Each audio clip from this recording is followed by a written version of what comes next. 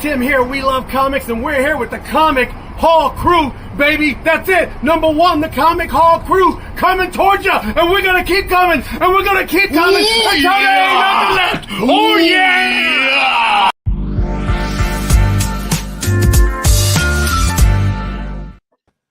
Good evening, good evening, good evening, good evening, good morning, good afternoon, wherever you are in the world. This is the Comic Hall crew with special guest Heroes After Dark in the building for part 2 of in Black History in Comics.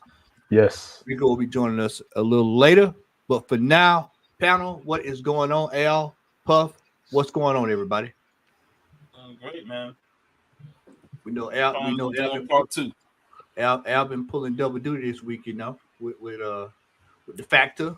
Hey man, I got to do it. I got to do it for the culture, man, because we talk backstage, bro. This X-Men 97 is the best thing since the invention of fried chicken. So God damn. Well, I tell you what, y'all just hold on and wait till y'all see this top 10. Bro, hey man, just say this right quick. Everybody, I'm sure, is in consensus on this current panel that X-Men 97 is beautiful.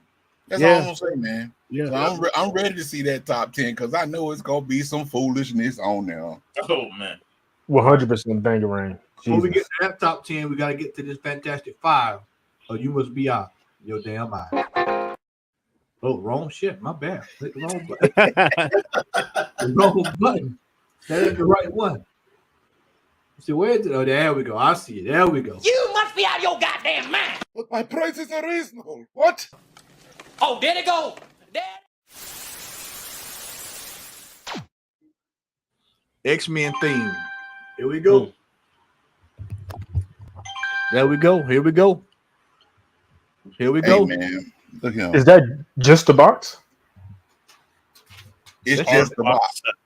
And the reason why is just, I mean, come on. This is just a blood slap in the face. They looking at the strength of episode 5 and 6 to sell that box. Man, they crazy. Why That's not? a damn shame. Somebody bought one. No way. Yeah. Yeah. Click on the third photo. Oh, they bugging. They are bugging. Maybe 40 to 50 bucks. Maybe. Yeah, I know $137. I was about to say, man, 25, 30. That's a Larry was the one that bought it. So through that, Hey, you know what? throw your Gambit comics in there. Yeah, Larry's the one that bought it. Yeah. Apollo. I ain't gonna come with no X-Force, man, but it better come with that first appearance Gambit. Oh, man. I'll buy it if it is. Which issue is that, Puff? And the annual and 266. I know, right? Give Okay. me Here both we of go. them, damn it. Good answer. I definitely buy it then. New Village, what's up? Whoa, what? Come on, man. That's why we call it what we call it. Come on, man. They got to be doing this for the fun of it, bro. Like, They are. They really are just saying, let's come up with a random ass number. Oh, 42,000. Throw it up there, baby. They must want to get talked down to $7. you know, it's so sad. Not in California. Yeah, come on now. And I'm not even a big Scotty Young fan, so that's a hell no for me. That could be the exact price of their gambling debt. Yeah, Scotty Young, art-wise, is an acquired taste, Paul. So, you know, he hit or miss for a lot of folks. I know some people who love him, want everything Scotty. I know some people who absolutely hate it. So, when I was at Maycon years ago, he was there, and his line went around the whole back area. I was like, damn, there's a whole bunch of Scotty Young people here. I'm not gonna front. I like Scotty Young, but someone told me, and once they told me it messed me up. I can't look at it the same. Scotty Young ain't nothing but a rip off of Calvin and Hobbes. Fucked me up. Yep. Mm. I was like, you could definitely see the style of Calvin and Hobbes. Yeah. Yeah, for sure. Messed me up till you said. I didn't even realize that till you said it. Me neither, man. That's a deep revelation. yeah, it messed me up. So every time I see Scotty Young, I'm just like, I guess it might be a ghost draw. Right. He just tweaked it a little bit, but I see it all day now. Yeah. Dang.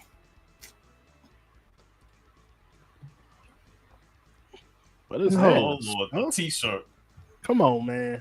Oh man. We gotta stop doing this, people. Just because you have something that is old does not mean it's worth money, folks. Does not mean it's worth money. Don't listen. I'll be honest. I used to be the same way till I did my due diligence. Just because something is old does not mean it's worth any money. It can be junk.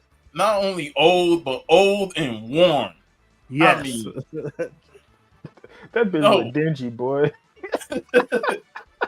Some of them got them armpit stains on there. I'm like, oh man. No. Yeah, this been worn to a Comic Con or two. Oh, for sure. Look at that collar. Look at that. Man, they wore that. They wore that on a date to Sabaros, man. Yo, that thick neck part, man. I just can't get with that. It's 2024. No. Hey, Apollo Crews. we Florida guys, Florida and Georgia guys here. We don't need no thick necks. That This shirt has been worn to Blockbuster easily. This shirt has been worn to Aladdin's Castle, Time Out, whatever that Shakey's. Mm-hmm. This shirt has been worn to Bilo. This shirt has been worn to Farmore. This shirt has been worn to Drugs for Less. Bilo, Piggly Wiggly, Win Dixie, for real. Right Aid. Eckers. He said Eckers. Yeah, Eckers. Eckers. Kmart, Blue Light Special. Circuit City. Circuit City. Curtis Matthews, if you know. Curtis Matthews, if you know. Hey, I ain't gonna say the obvious, but KB Toys. KB Toy. Oh man, that's probably where they got it from. They probably ran an ad back in the day. You buy a Spawn, anything, you get a free Spawn T-shirt, or it might be one of them cereal box shirts. Electronic Boutique. Oh, that's my jam. That's my jam. Software, etc. Hey, this shirt's so old, man. Go back a couple of pictures to the tag before we started outsourcing everything to China. This junk was made in the USA, bro. That's how old this is, bro. This shit was made in the USA, boy. There you go. Damn. And that was after Taiwan. Exactly. Hey, but when you went to Walmart back in the day, they had no grocery section. It was just. He wore it to the Cowboys versus. Which one? Which one? Which one? That's a fact. We had what, 4? Yeah. Oh man. What was the one? Yeah, they wore it to the Whitney one. The one where Whitney did the national anthem. Was it Whitney at the Cowboys? Slow down. Shoot, no. Or was Hey, it? what them other shirts down there, man? Let's deviate to them shirts down there. See, like if he would have had a price like that, it would have made a little bit more sense. But 800, he don't want to let that go. That's No, a you shirt. don't. That's what I'm saying. That's like a skull cap. Yeah, that's a shirt. The second picture shows the. Oh, okay, my bad. I'm looking at. Hey, look, made in the USA. It's the same one. Screen Stars Best. Oh, what's that? And The they showing you no pit stains. No pit stains. Hey, That's you got. always doing it. Oh my God. You know what? I can see someone buying this though. I can't even front. At that price though. Oh, So they got best offer. Is it a best offer or is it as is? Can you negotiate? You make off. Make an offer. Yep. See that? Yeah, you can let that go. He'll get rid of that. Hey, one week we got to come on, find the most outrageous price stuff, make bare minimum offer, and see what we get by the end of the show. Yeah, that'd be cool. That'd be cool. That'd be funny as hell. I'm gonna go to that 42,000 and be like $1. Oh my Give god. him hope. Oh my god.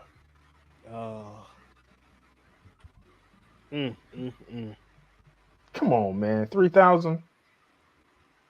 Bro, those are 90s books, man. And they not even showing no good pictures of the books, no nothing. What? She trying to hide some of them. Ugh. Just a finger. That ain't right. Look over there at the title. Looking to sell for a good bit. Okay. You ain't She's gonna sell bugging. for that They price. bugging. These are all dollar books, man. from the Dollar 90s. Dollar books. Hey, Damn, that's what a how book. you think I acquired most of these 90s DC books in the dollar bins in the late 90s. These quarter Okay. books right here. This is bad. This person got the audacity to have $1,000 for this shit. They're gonna bust hell wide open. It's some old Apollo Creed shit.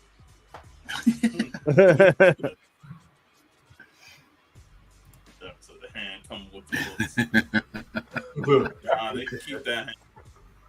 The unmitigated dog. That's what you call it. I don't need the thing in the box with books.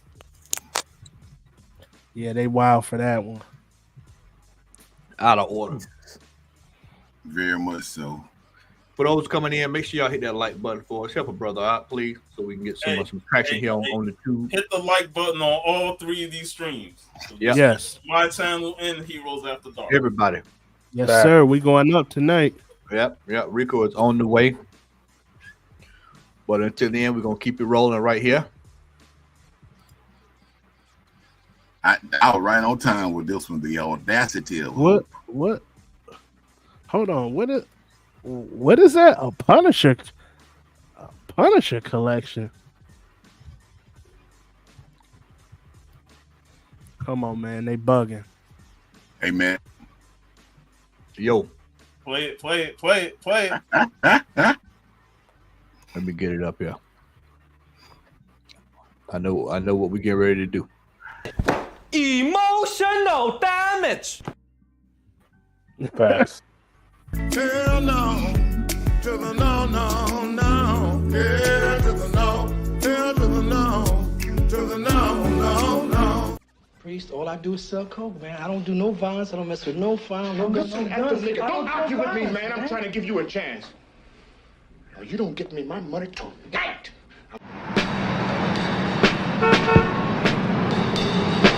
What the shit is this?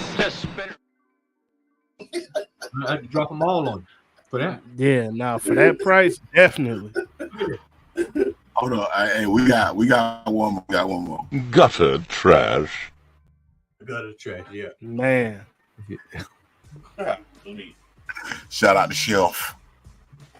Well, there's somebody who overpaid for every last one of these books. They overpaid and they trying to get money. They're trying to get back in on it. They trying to get How many 129s they got in that collection? Yeah. the one. I think it was one, and that's on the front on right there. And that's a 2-0. oh no, not a 2. That's a So $400, the ones that's $300 book. oh, so the ones in the frame, but they're just cover art or something? Yeah, cover art, man. Either that or reprints. Yeah.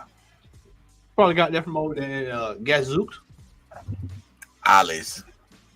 I was gonna give him. I didn't know those was reprints. I was gonna be like, well, maybe, but damn, you took that right from me. Yeah, see, I mean, he got them 9/8 in them other books, you know. I mean, right there worth the damn, but I mean, not for 150 grand, you know. Yeah, no. Go back to that hole. And in the that wall Spider Gwen. I think that Spider Gwen worth right there.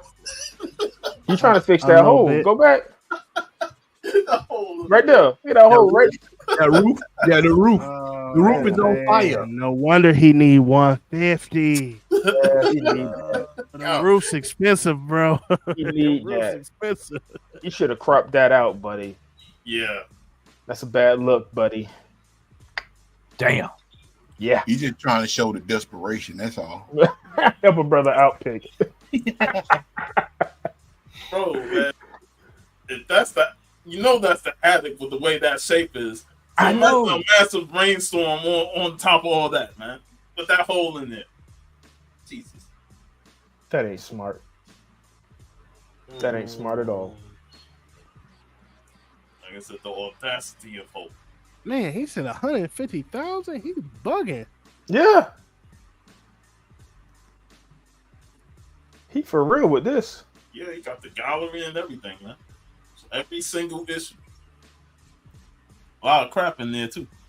Lots. That Captain America though with the Punisher, I love that cover. That's classic. But not in this lot. Hey man, he a few years late with some of that stuff, man. Civil War been done. Moving everything. Oh yeah, the hype gone.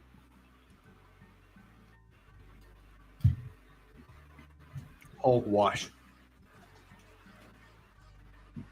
This is bad, man. This has got to be the worst. Yep. Bless his heart. That's all I can say. I hope he gets some remotely, possibly close. And it look like he got a philodendron plant behind everything too. That could be wrong. Yeah, I don't know what that is, but it looks like a plant. Maybe some graffiti. I don't know. It's a jacket. He got some okay books you might have take at a good price, but man, the price so ridiculous you just gotta laugh at it. Yeah, especially when they try and have this massive bulk of stuff and a massive number, and you look at it like, I don't want all this shit. I just want to cherry pick all the stuff and just here's my offer to cherry pick off these. No, man. Yeah. The hope, the audacity of hope. That's right. Audacity of hope. Audacity of hope. Yep. Shout All right, we moving on, y'all.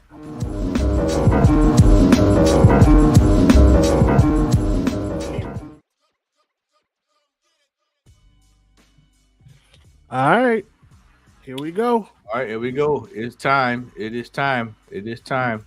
Let me y'all bear with me right quick. I hit the wrong button now. All right, we're gonna start from the bottom to the top. Let's get it. Rooter to the tutor. All right. There we go. All right. Number 20, X-Men Annual, Volume 1, number 14. There you go. In circles known as There it is. first appearance of Gambit, depending on who you talk to, on what day and in what store. It is. I was about to say it got to be first appearance, man. Yeah. CGC, fix that, man. Fix that. All right. Top weekly sale, $200 for a 9.8. Raw, $31. Near mint, 9094. 1% growth. 1% growth. All right. It's not a bad book to make a list. I think that's a pretty common book everybody got. You know what, Brad? I don't have a problem with a book like that on the list, to be honest with you. Because of the junk that you see on these lists all the time. You know, you see the hogwash and the slop, you know, that tends to get put on these top 10, top 20 lists. So when you see you see some decent books on there, it's right. Cool to work with. New Mutants 1. Volume 1, number 87. First appearance of Cox Cable. Top weekly sales, $485 for a CGC 9.8. That's usually about what I usually see it for. Weekly units sold this week, 10. Most common raw price, $99. Most common slab price is $475. Another decent book. My guy Pedro, I think he was telling me back in the day this was the book that was sought after before the first appearance of Deadpool. Everybody was after the first appearance of Cable. So, I mean, this is a good book. I would love to find this raw and add it. I probably wouldn't buy anything slab when it comes to this book, just because there's so many of them out there. Yeah, Facts. yeah. Facts. What's up, Chris? Hope This is feeling one you better, can bro. probably go get low grade, man, and clean it up. You know, you find one. I wouldn't even say low grade. I mean, you know, you can probably just find a raw copy and clean it up, and you come out a little bit better. You know. Yeah. Nah, just want to help you. I don't know if you know about this, Bradley, but that book actually had two covers. It had this cover, and then it had a gold cover, which is considered to be a second print, but it's not. It's kind of crazy, but yeah. That second print almost is worthless. You can get that one for cheap. Yeah, my mic sound better. Oh, much better. Much Okay, better. I think it was the thing hanging out here at the bottom. Okay. All right, let's move on to 18. Oh man, the premiere book of the starter kit for anybody that started collecting in the 90s. New Mutants 98. Top weekly sale, $1,500 for a 9.8.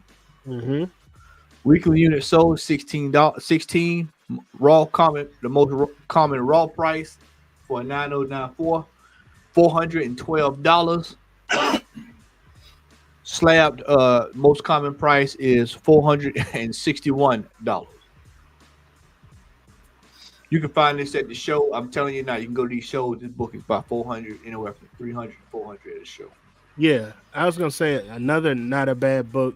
Me personally, I got love for Deadpool, but I wouldn't dump a whole bunch of money into, a first appearance of Deadpool. So, to each his own. There's so many of them out there. Yeah. This is like, I think if you check the census, man, it's like down there 10,000 of these on the census, man. I mean, you can find this book. You can go find this book over at Walmart. And then I seen a transaction. Man, I think I seen this book change hands in a 9.8. It was raw. I think I seen it change hands 9.8 for like $100 at one point. So, well, you know what though? 18 and 19, man. These books they're called roller coaster books, man. Yep. 1 minute they up there, next minute they dirt cheap. I mean, they don't know what to do with them. Like, it'll be cold after X-Men 97 and this Deadpool movie die down, they'll be cheap again. So I'll say this too, man. I can't tell you how many times I've been to shows in the last 3 years, man. I've seen 87, man, for like low as $75, man. $85, So I mean, this I mean, anybody looking to buy this book right now, man, I tell you, just hold off, man. If you just got to have this, man, just get online and go find a PDF. Don't buy this, man. Don't spend that much money on this book right now. Yeah. No, most definitely don't. Especially this Deadpool. Like Al said, this I mean, we can go back. We can just go check every Deadpool movie and go back and just go look at it before and then just look after. And then you see, it just stone cold. Yep. And as true blue collectors, at some point, man, we got to start wrangling folks up. We can't be letting this happen where y'all just hyping a book up because of a movie, not because of a story, and not because of a great solid character with lineage. Y'all hype it up for a movie, then drop it down, and man, that just makes it so. Yeah, go ahead, Al. That's why I find it amazing. Of course, we know that X-Men Annual is on here because of the X-Men 97 cartoon. Correct. And I find that utterly amazing that a cartoon can actually dictate the market. I'll say this, and I think this is why these books are on there, because of the cartoon. The cartoon has been great. The dialogue has been so great, and the episodes are only 30 minutes, so it leaves you wanting more. So then as a collector, you find yourself like, well, let me read this story. Like the Trial of Magneto, it's even better in the story, in the book. Yeah, that's true. Like the life depth is even better in the comic books. So that's why you. How many people are going after them Operation Zero Tolerance stories now, man? Oh my God! Well, we ain't got through with the list yet, so we might see a few on there. So Yeah. All right. Next up, we got Penthouse Comics number 2, 1 in 25 variant. No clue. Don't know what's going on here, but it's $50 weekly sale. 26 sold this week, and it's $27 for the most common raw price and slab. Of course, it hasn't been slabbed yet. So I know in those Penthouse comics, it'd be a little party in the back of them, if you know what I'm saying. I don't know what kind of party they had on that particular issue. yeah. A book that loves to hate on the list. Wolverine, Volume 1, Number 1. Top weekly sale $780 for a 9.8. Most common raw price $151. And most common slab price $699 for a 9.8. See, it's the kind of stuff that make me want to sell the ones that I got. I mean, you'll see it again. Oh, like you'll see that again. Yeah, you definitely gonna see it again. I love the story, so I have this whole set raw. I don't have any intention on grading it, and I didn't care about, long as it was very fine or near mint minus whatever. But I love this story, so that's why it's in my collection. When I got the whole set. My shop had it. He had the first issue for the most expensive price, and then all the others was like $30 each. So I think it was about $100 for the first issue. And he said the other 3 are free. You can take those 3, buy the first one, and just take the other 3. And because he knew me, that was even sweeter. Man, I bought this whole set a few years ago in super pristine condition, Canadian variants, man. And I bought the whole series for $60. Who you bought it from? Damn, that's a hell of You a remember deal. when I bought it from World Famous Dave. No, it was that comic show. I know it was the belt. It was the belt. Yeah. The belt. I remember. It was the one y'all didn't go to. Yeah. I remember that, the belt. Mm-hmm. If you know, you know. Yep. All right. Next up, Ultimate Spider-Man number 1. The Chiquetto variant. Yeah, Chiquetto. That's just cover A. Excuse me, That's cover A. I'm out of the loop on these new books, so you have to excuse me. Top weekly sale $120. Weekly unit sold this week 20. Raw books $96. Slab $202 for a 9.8. Are you serious? Yeah. So this book has been holding steady. I don't have cover A because look, they're charging $65, $75 for cover A. And for me, I'm just like, nah. You talking about a book that just came out. You talking about a book that just hit the stand. The shop owners are charging $75, $60 for a this book came out before MegaCon, so everybody pre-ordered the cover A. So cover A was sold out at all the stores. So the people who did get them, they were selling at MegaCon for $65, $75. I seen about 4 or 5 of them. I passed on all 5 of them because I just couldn't pay that price. The price is still going up. I still can't pay that price. Don't get me wrong, it's an excellent story. I think people love the fact that in this particular issue, Uncle Ben is still alive in the Alt U. Not to mention Spider-Man, again, he's not Spider-Man officially to the end of this book. So it's a great story. As far as it being that price, I'm only thinking because everybody bought them up out the stores. This has been holding steady on the list, has been holding steady on the pricing. I'm just keeping my eyes open to see if it goes down. It's gonna go down. I'm not paying $65. When it gets to that like $15, $20 range, I'll take it then. It's not even a variant. That's the thing, man. It's a regular A cover, and it's selling for that much money. I'm like, what? That's crazy. I didn't know it was up that much. Like when you was talking, I'm just like, huh? Yeah. And the vendors would not lower their price on this. I'm like, what's the best you can do on this? They'll have 65. They meet me at 55. I'm like, whoa. No thanks. Meet me at 55. you know, at that point, that it ain't nothing but greed. Because let's be real. When they order these books, they already order them at a discount below the cover price. Correct. So anything from cover price above is a profit. So they just being greedy at this point. They got cases, and we know this firsthand. We've seen this. They have cases of this book. They have cases. That's Long crazy. boxes sitting on the floor, ready to go because it's hot. That was hot. Marvel Superhero Secret Wars Volume Number 1, Number 8, Black Suit, Direct, top weekly sale $188, Raw $152, Slab $470. Let me tell you, this is another book that at one time I was over at Fanboy, and Mike had 22 of these sitting in the case. He said I don't want to see it. He said I don't want to see another. That's how often you see this book. So I won't be paying over $100 for this book. You know why it's on the list is because it's the anniversary Chad. of it, 40th anniversary, and they're doing a variant cover of all of them with this type of cover in May. And if we want Gutter trash.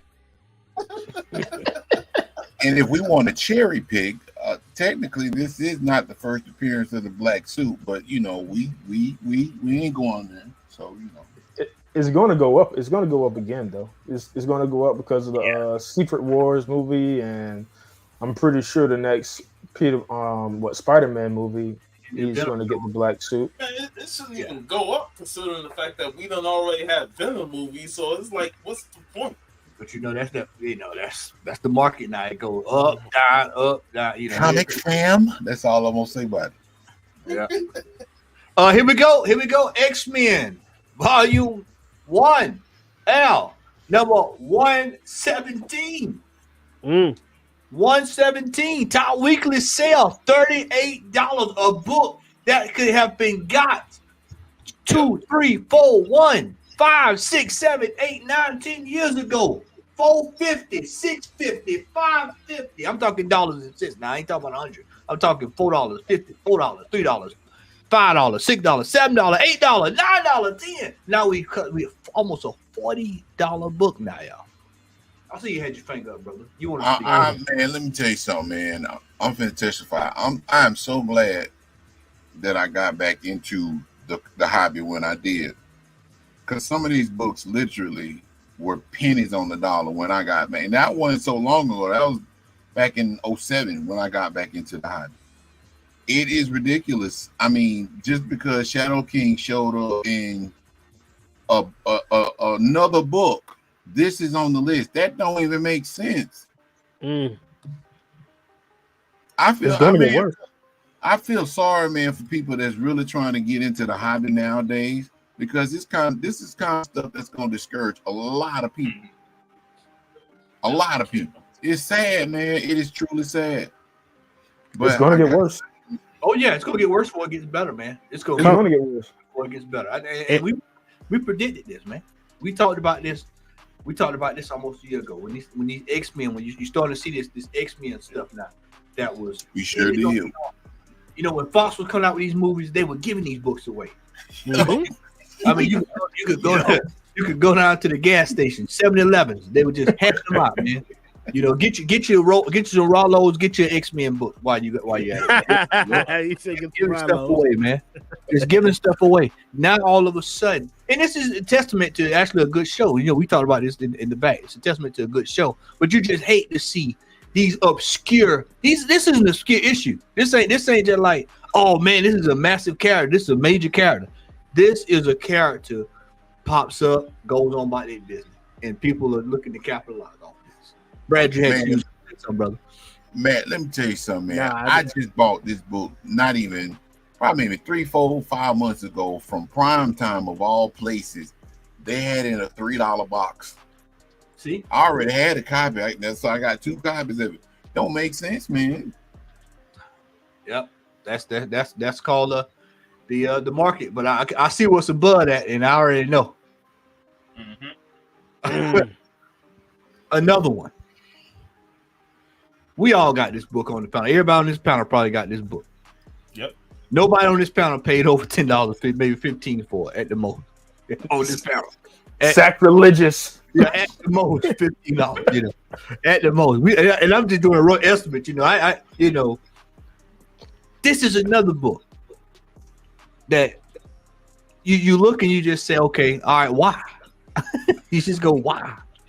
Because you look at it, when you look at Wolverine, this is the way I look at things now. This is the way I look at it, especially my collective mindset now. Okay, I understand this Wolverine versus Sabretooth. But if I want a major Sabretooth book, I go find his first appearance. And then if I want a Wolverine book, a major Wolverine book, of course y'all know where to go for that. You know, 180, 181, 182 up for debate, however y'all want to do it. That's you know. 180. 180. I was just gonna say 180. Yeah, 180. Whatever y'all want, you know. But for paying top dollar for this, because here we go. Let me throw the numbers out here right quick, Sean. I'll come over to you. $30 top weekly sale, 15 units moved, $14 raw for a 5.0. 5.0, $14. And slab $302 for a 9.8. It's going to get worse. It is getting worse. You see when you see Spider-Woman on the list, you know it done got bad. Let me say this right quick too, man. I most times, and y'all hopefully will agree, but I mean, we always say that if you are a fan of a particular IP or property, if you have, of course, the available resources, you gonna already have it. Mm-hmm. What's the point of going out buying this book at this point? I think it's just the cartoon, man. I think the cartoon is summing up, bringing back up the nostalgia for some of this stuff. Yeah. So people are respecing. The market is low, so people are buying low. Hopefully, they can get a high flip out of it. Because a lot of these buyers may not necessarily even be, you know, rookie buyers. It may be some dealers that's like, okay, that's a low price on the book. Let me try to flip. You know, that's just how the game is right now. I'm particularly not a fan of it, but let me say this. I'm not participating in it because I'm not knocking nobody hustle, but I'm just not participating in that portion of the game. Go ahead. Go ahead. Go ahead. I think a lot of the people are going through their growing pains right now. They're just getting back into collecting. To be totally honest, I think all of these numbers, and that's the reason why, like, what has kept Marvel afloat for the longest? It's been X-Men. Like, to be totally honest, I understand they want to put the Fantastic Four, et cetera, but the X-Men literally has at least 2 generations by the neck, chokeholding everybody, and they done came out with a property that is good. This has been the first property since Endgame, you know what I'm saying, besides Loki or whatever, that has been good. And they are bringing, like, you got grown ass people, men, women, watching. I mean, like, this thing is catching everybody in the world storm. But, like, to be totally honest, there's a lot of people that has not been collecting like we've been collecting. You know what I'm saying? Like, we got in, you know, before 2008. We got our house before 2008. You see what I'm saying? I mean, like, after 2008 when the market was down. You feel me? So, like, we got this book, but it's a lot of people, bro, that we finna start seeing. Like I said, like, right now, after at the beginning of the year, the game finna go. It's finna inflate. It's finna inflate like crazy. They got like 5-6 comic book movies coming out next year alone, and they finna start rat-a-tat-tatting every year after that. We down right now, so like this is the time to buy. But to be totally honest, we finna get a whole lot more people that's gonna be like, ooh, comic books, I want to go buy that. And they're gonna be like, and they're gonna think that buying this book for $50 is the low. Is a deal, right.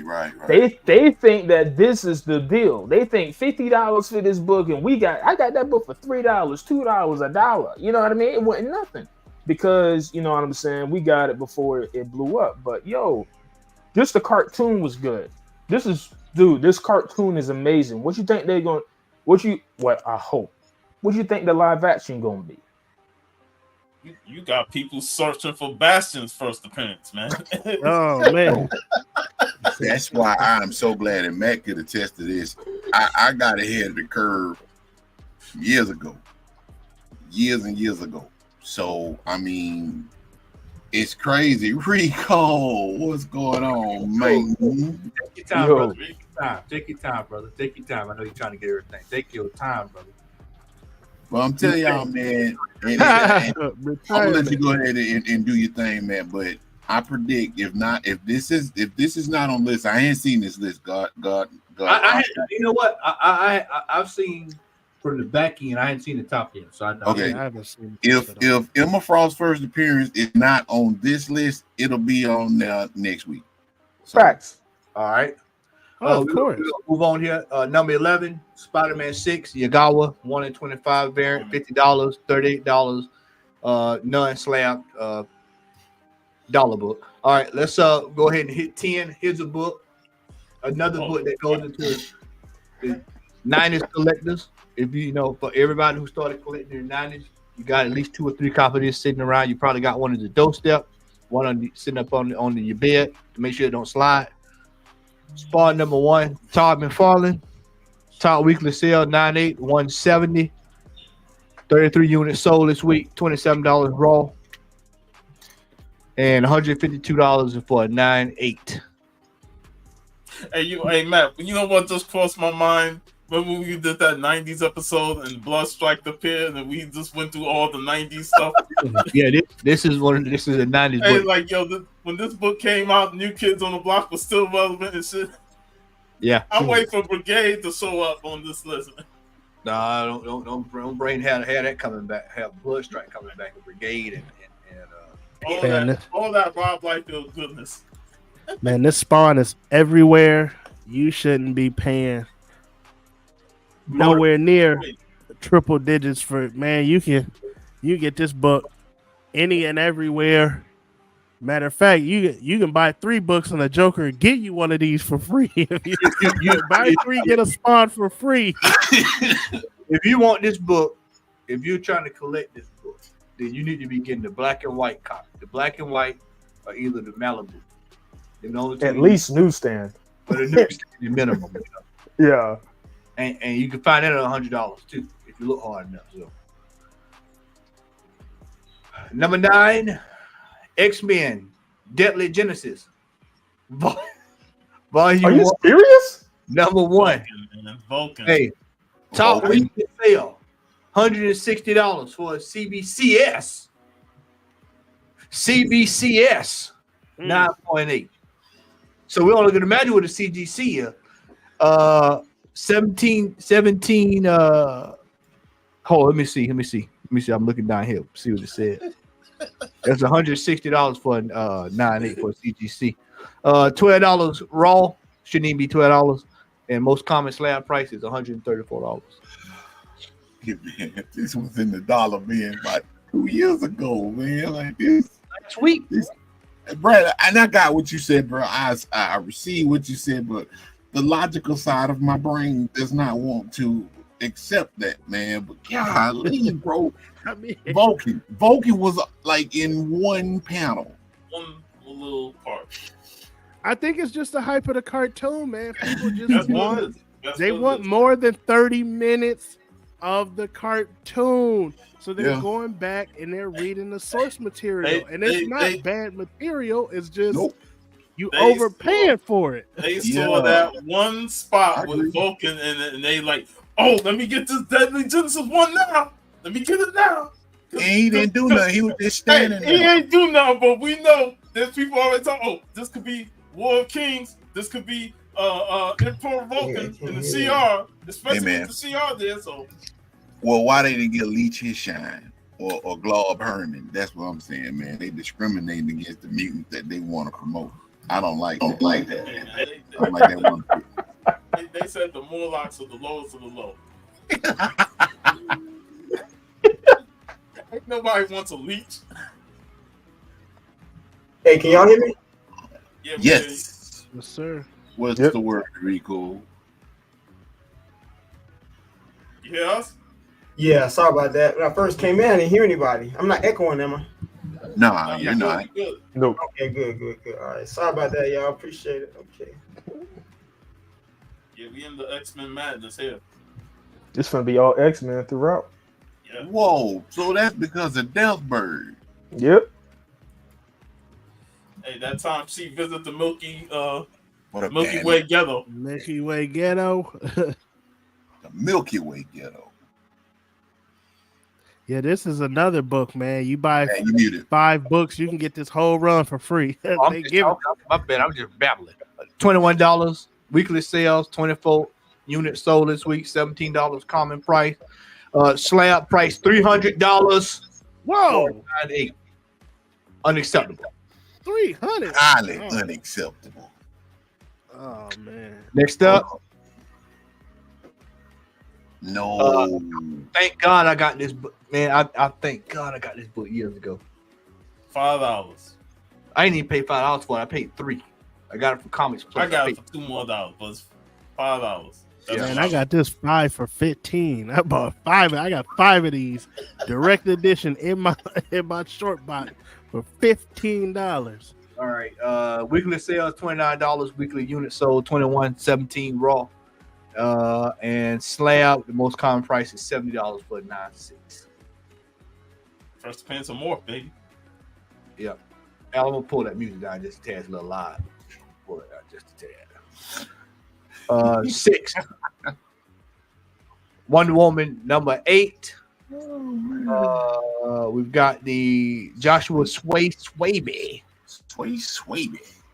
1 in 25 variant, $62 weekly sales, 21 units sold, $58 raw, none slabbed. Is this a cover grab? Because that's the only way Yep. I can see it. Yeah, Because I usually keep up with reading the new books, and I haven't heard anything about this series. So this has to be a cover grab, and it's way over ratio. Like I'm not paying $60 for a 1 in 25.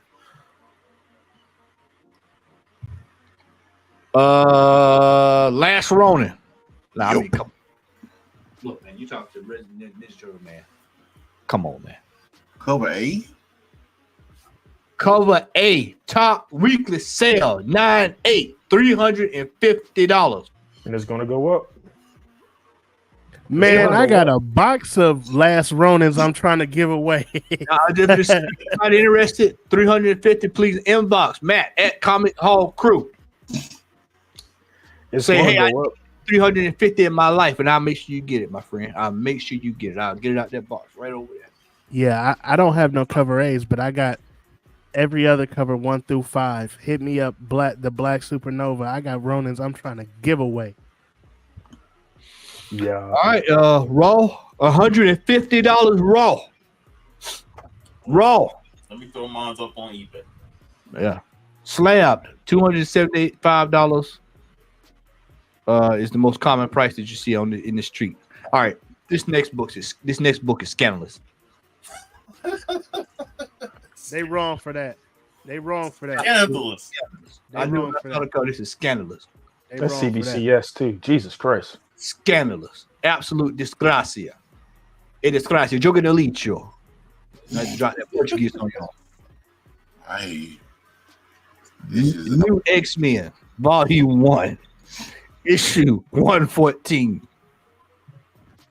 100. Who cared about Cassandra Nova until that Shit, trailer? I didn't care about her when she came out. I never liked the character. I said, who checking for that? Who's checking for that? This was a certified $5 book at best. Certified at best. And if you went to Origin Store, you were getting this for $1, $2. I got Chris in the chat. He understands to it. Scandalous. I think what happened with this book is, well, of course, Cassandra Nova appeared, but there's a lot of people that listen to Comic Explain, and he kind of just was like, oh man, Cassandra Nova could be the big bad. And I think that kind of hyped the book up a little bit more. Shout out to Rob though, because he's a good guy, and he wasn't trying to hype the book. He was excited about Cassandra Nova. But you know, a lot of people listen to him. So I think that's what happened with this book, because you could have got that whole little E for, is that the E for Extinction run? You could have got that whole little run for what, $10? $10. Go ahead. The Al. crazy, Go ahead, Alex. Go ahead. no, I was just going to say the crazy thing about it is, if you kept listening to Rob, he said it was Bastion. Yeah. He went off and was like, "It's 100% Bastion." You know what I'm saying? And I was just like, I made sure, because like I'm collecting the whole entire X-Men run. I just wanted to make sure I had it. I was like, "Oh, I got it. I'm good. I'm done. I'm out. I don't need to worry about it. I'm safe." I got that book for Owl last year. I was just about to say, shout out to Sean and shout out to G-Man for giving me this book, because I wasn't going to pay. I was getting around to getting the new X-Men. I hadn't got around to it. Wretched Foolishness came out about Cassandra Nova. This book on this list is an abomination before God. I just want to let y'all know this, because Cassandra Nova is more than likely going to be a one and done in Deadpool, and that's it. Yeah. So this book, and I'll be the first to admit, I passed up on it a couple of times because I'm like, hey man, it's a $1 book. I get it. I got more priorities than play. Yeah. But thankfully, I got good people. Thank you for being a friend, Sean. Traveled down the road and back again. I appreciate that. And shout out to G-Man. For real, for real. And shout out to Golden Girl. I'm done. Go ahead, bro. Go ahead, bro. All right. Number 3. Oh boy. Oh Lord. She back. This shit's still on here, man. She back. She ain't going nowhere. She back. Listen, I hate this so much. I told you I flipped the X-Men 130 9-0 for a Luke Cage first appearance Luke Cage Hero for Hire. Stop. Are you serious? I got some for you.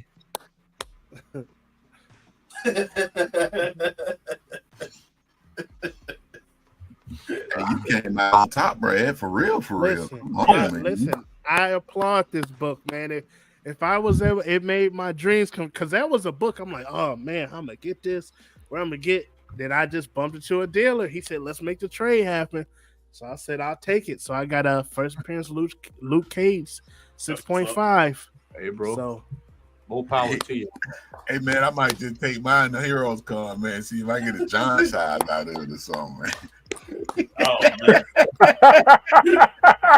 Oh my Lord. Miracles do happen, brother. Yo, the sad thing no about it qualms is you about probably this book. would. It like right now with the hype behind this book, which is completely idiotic, but with the hype behind this book, you definitely gonna get more than what you paid for it. Facts, Bro. Hey, that just make sure that dealer's a Swiftie. listen, salute to this book. And don't get me wrong, if anybody listening, this is a great story to read. Like that 129, 130. It's a great story to read. Definitely read it if you got the Marvel app. If you need the link, well, the link only for the fellas, because I don't know, whatever. But yeah, it's a great story to read. If you got this book, man. And honestly, I was gonna hold on to the book, but Alex kept telling me, Alex is like, yo, bro, flip it while you can. Flip it while you can. So he said it. The deal was on the table for the first appearance of Luke Cage, and I took it. I'm so happy he made that deal. God, I'm so happy he made that deal. Man. And you got me thinking, like I said, bro, I don't want to part because I got the full run of Uncanny up to like issue 544. Round of applause. Man, yeah, I might have to do that, bro. All right. Next up, another scandalous book. Number 2. We don't even need to talk number 1. We don't talk number 1 with number. Yeah. Talk number 1, man. Bump number 2. Is you serious right now? Yo, that. Yeah. Hey, CGC, $315 for a 9.8. Damn. That, man, I know somebody who got about 10 of those. One of the heroes. Salute to Matches Malone. I know he got about 10 of those in the stash. Big Wolverine fan, so I know he got those in the stash. At least that makes sense. But this right here, I refuse. I refuse to. And that's why we're gonna go ahead and go right on over here to the CBS. There you go, man. Yo, Top 10 list. I'm sure we're gonna see a few more books of these on here, but I love doing this because we get to see Golden Age. For the honorable mention, we have Tomb of Terror, number 14, writer Bob Powell, artist Lee Elias, Preco Horror. This is a 9.2 that sold for an all-time high of $2,640. That's a bump up from 2022 than when it sold for $1,800. So kind of can tell you, they had a book on the top 10 last night. I don't know if anybody saw it. They had a horror book on a Golden Age book on the top 10 last night on the honorable mention. It was a 3.0 sold. I want to say it sold for, I think he said 5,000, and a 5 sold for 20. Ooh, man. Spawn 350 Employee Edition. These actually pretty rare to come by. I know somebody actually have a Spawn 1 Employee Edition. Sold. This one sold. It's only 300 census, and this one sold 9.8 sold for $53.50. Okay. Kind of give you an idea. You ever see anybody with an employee variant? You always want to addition. You grab it. All right, we'll breeze through these, y'all. X-Men Deadly Genesis number 1. 50 copies moved this week. $20 on cover A. Harley Quinn 1 in 50. Issue number 39. $120. What y'all think about that cover? That Harley Quinn cover? I'm sitting here looking like, man, that I mean, this. I like it. I can't even front. I like it. It ain't $120. It's not that, but I like it. Yeah, it's dope. It's different. I've never seen a Harley cover like that. X-Men Forever number 2, 1 in 25 variant. Shout out Larry Crocker because I know he got it. $40 to $50. Shout out to the late great Dave Stevens. This was $1 book. I got the whole set for $1. Shout out to Second and Charles because they kept them on stock. No matter which one you go to anywhere in the world, they always had them in the butt bin. So I picked them up every time I saw them. All-time high, 9.8 sale of $1,200. Up $750 from last week. Raws, $50. $100 averages. $273 at auction with 19 bids. So Dave Stevens, they stepped on Dave Stevens. I was getting him out dollar bin, just getting them. Oh, that's one of them freaky boy books right there. Just getting them out the butt bin, man. Okay. Jackpot, Black Cat, 1 in 25, $60. We talked about that. I'm not going back over there again. X-Men number 52L. He ain't even looked up. I was waiting for this. CGC 9.8 sold for $85.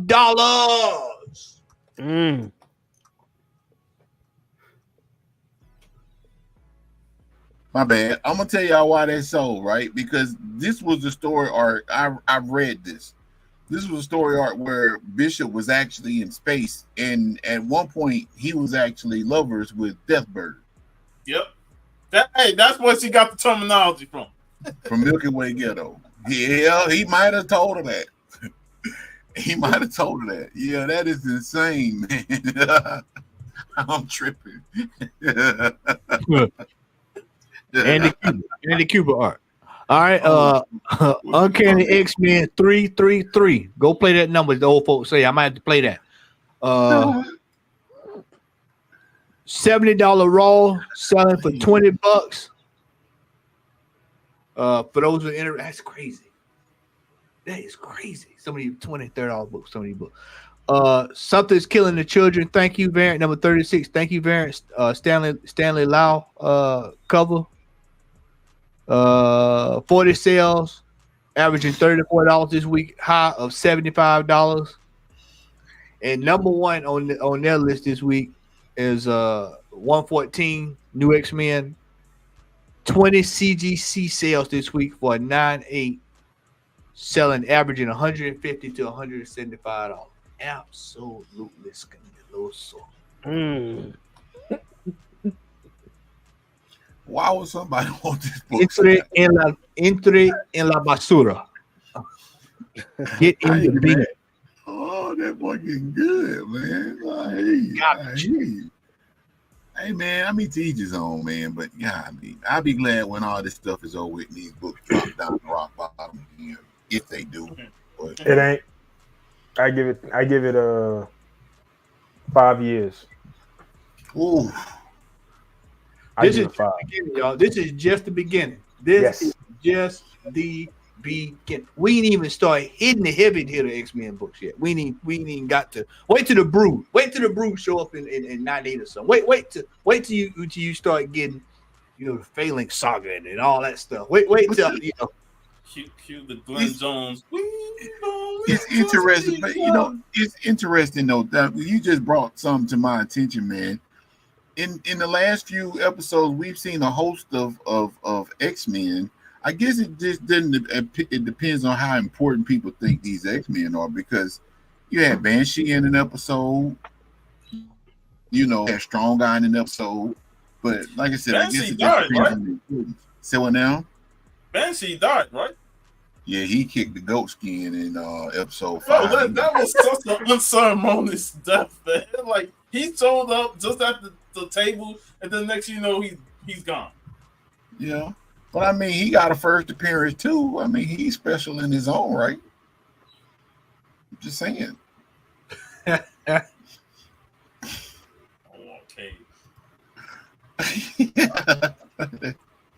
All right. All right. It is time. It is time. It is time. It is time. It is time. Wait. Oh, Yo. wait. Forget it. Go ahead. What's up, brother? Go ahead, man. Go ahead. Okay. Did I forget something? No. Okay. All right. Let's make sure I don't forget nothing. All right. It is time for the main event of the evening. Rico is in the building, but before we get to Rico, we got to do it the right way.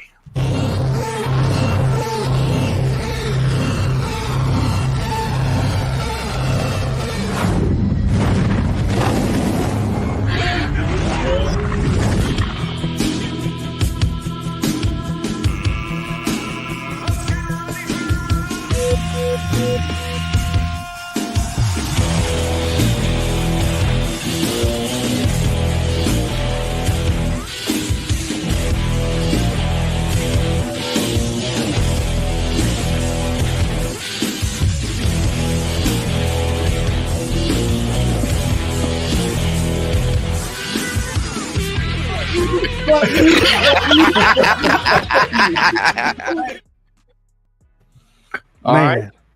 Before we get started, everybody in the building need to be hitting that like button. Yes, sir.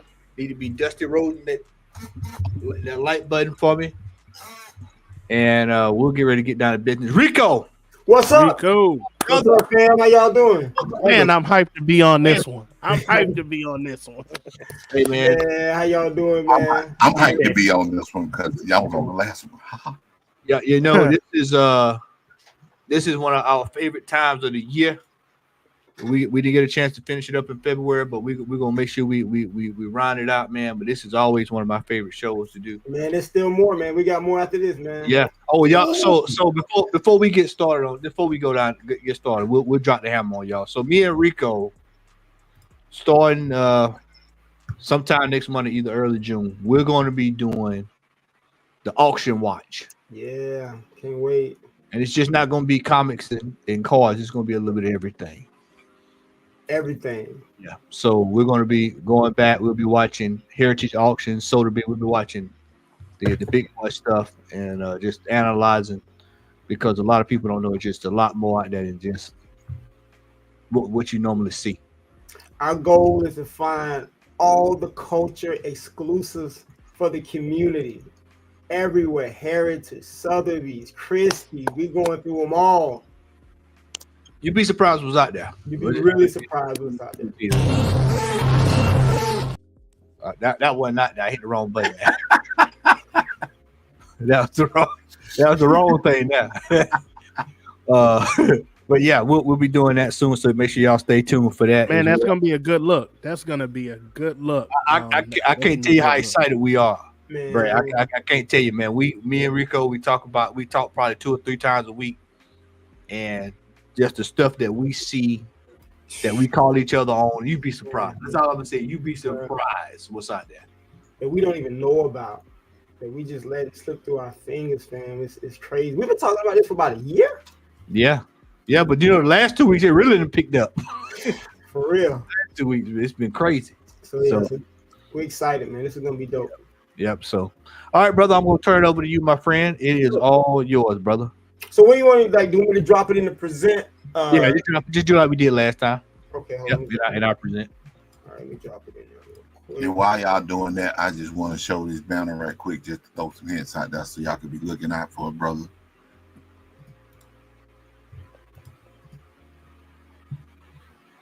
And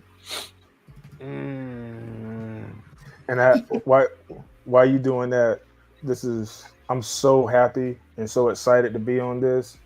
But like I said last time, this is so bittersweet because you're gonna drop knowledge, and I know I ain't. We got some goodies, man, and we're gonna do a little review from the previous one because there's gonna be some stories I'm gonna bring up that are gonna tie into some of the things we talked about in the last one. So you might see a few things that repeat, but I think it's gonna be pretty special, man. So we're gonna get started, man, with part 2. But I think I'm gonna be like LeBron, not 1, not 2, not 3, not 4, we got a bunch of these coming, man. So we're gonna keep them moving. So I'm gonna start with this. Now we talked about True Comics number 5 in the first presentation. Now, the reason why I want to start out with this is because this is gonna tee up a very important book. And what I also want to highlight in this particular book, I remember when we were discussing this book, there were a lot of people in the chat, and they were really trying to understand why is this book so important. And they were like, wait a minute, there's other books that have Joe Lewis in them. Well, that was never what made this book so important. Never before we saw this book, did we see a comic that not only had a feature story of a black character, but they had the courage to place that black character and feature them on the cover as well. Now, but that's just one thing. I'm going to go to the next slide. I'm going to show it. Man, I don't know if I can zoom this in. Let me see if I can zoom this in. Can y'all see that a little bit? Yeah, I see it. All right, so these are 2 letters. So let me show you why this book is so important. I'm sure you all are familiar with Negro Heroes. They came out with 2 issues. There are 2 issues of Negro Heroes. What very few people understand is that book is actually compiled of mostly reprints. The publisher, the Parent Institute, what they would do is they had a myriad of comics, a myriad of publications, all geared toward different demographics for young teens, girls, women, etc. But in every comic, every once in a while, they would sprinkle a black story. It might be a story about Mary McLeod Bethune. It might be a story about black opera singer Miriam Anderson. It might be about Joe Lewis. And so one day they realized they had all of this content compiled of all these black stories that they had been sprinkling in throughout all of their comics. And they said, you know what? And here's the letter. They wrote a letter to one of their partners and say, we have all this content. Why don't we just start coming up with a magazine or comic, a comic magazine, where we can now put all of the stories that we've already been sprinkling in these books and compile them all into one comic book. And the book that they sent, if you read the story as a sample, was True Comics number 5. Because that was the time, and not only because that was the book where they first was highlighting and featuring a black character, but they realized that that it was now becoming acceptable. You could put a black character on the cover of a book, because remember, people forget, years later, Lobo's on the cover of his first book, and people don't even want to carry that book because they're uneasy with that book, and that was in the 60s. That's like over 20 years later. So let that sink in. So this is 1941. Let that sink in. 1941.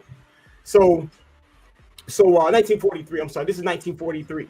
So basically, they were coming up with several names. So these are the names they came up with. They put Negro heroes, colored heroes, and picture stories for colored people.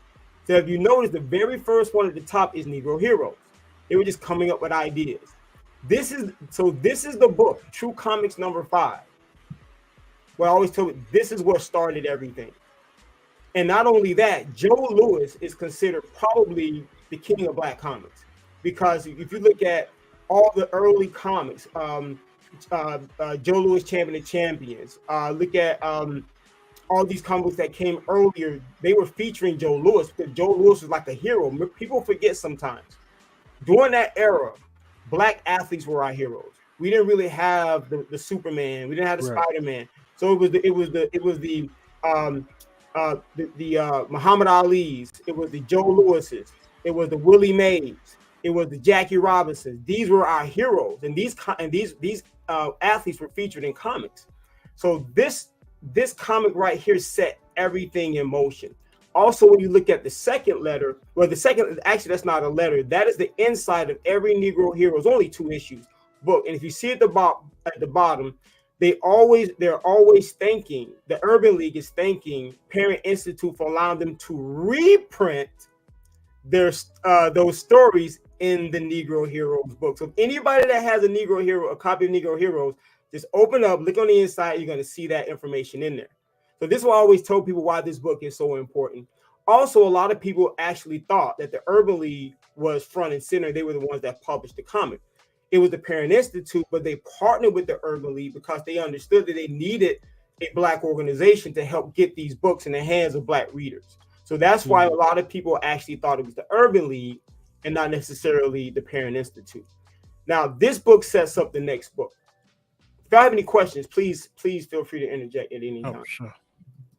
Now, this is a book we're going to have to spend some time on. This is Millie the Model number 141. This book came out in 1966. Rico, I actually got that book. You were talking about earlier today. Yeah, I actually got that. Yeah. This book right here is probably, to be so obscure, it has some of the most misinformation.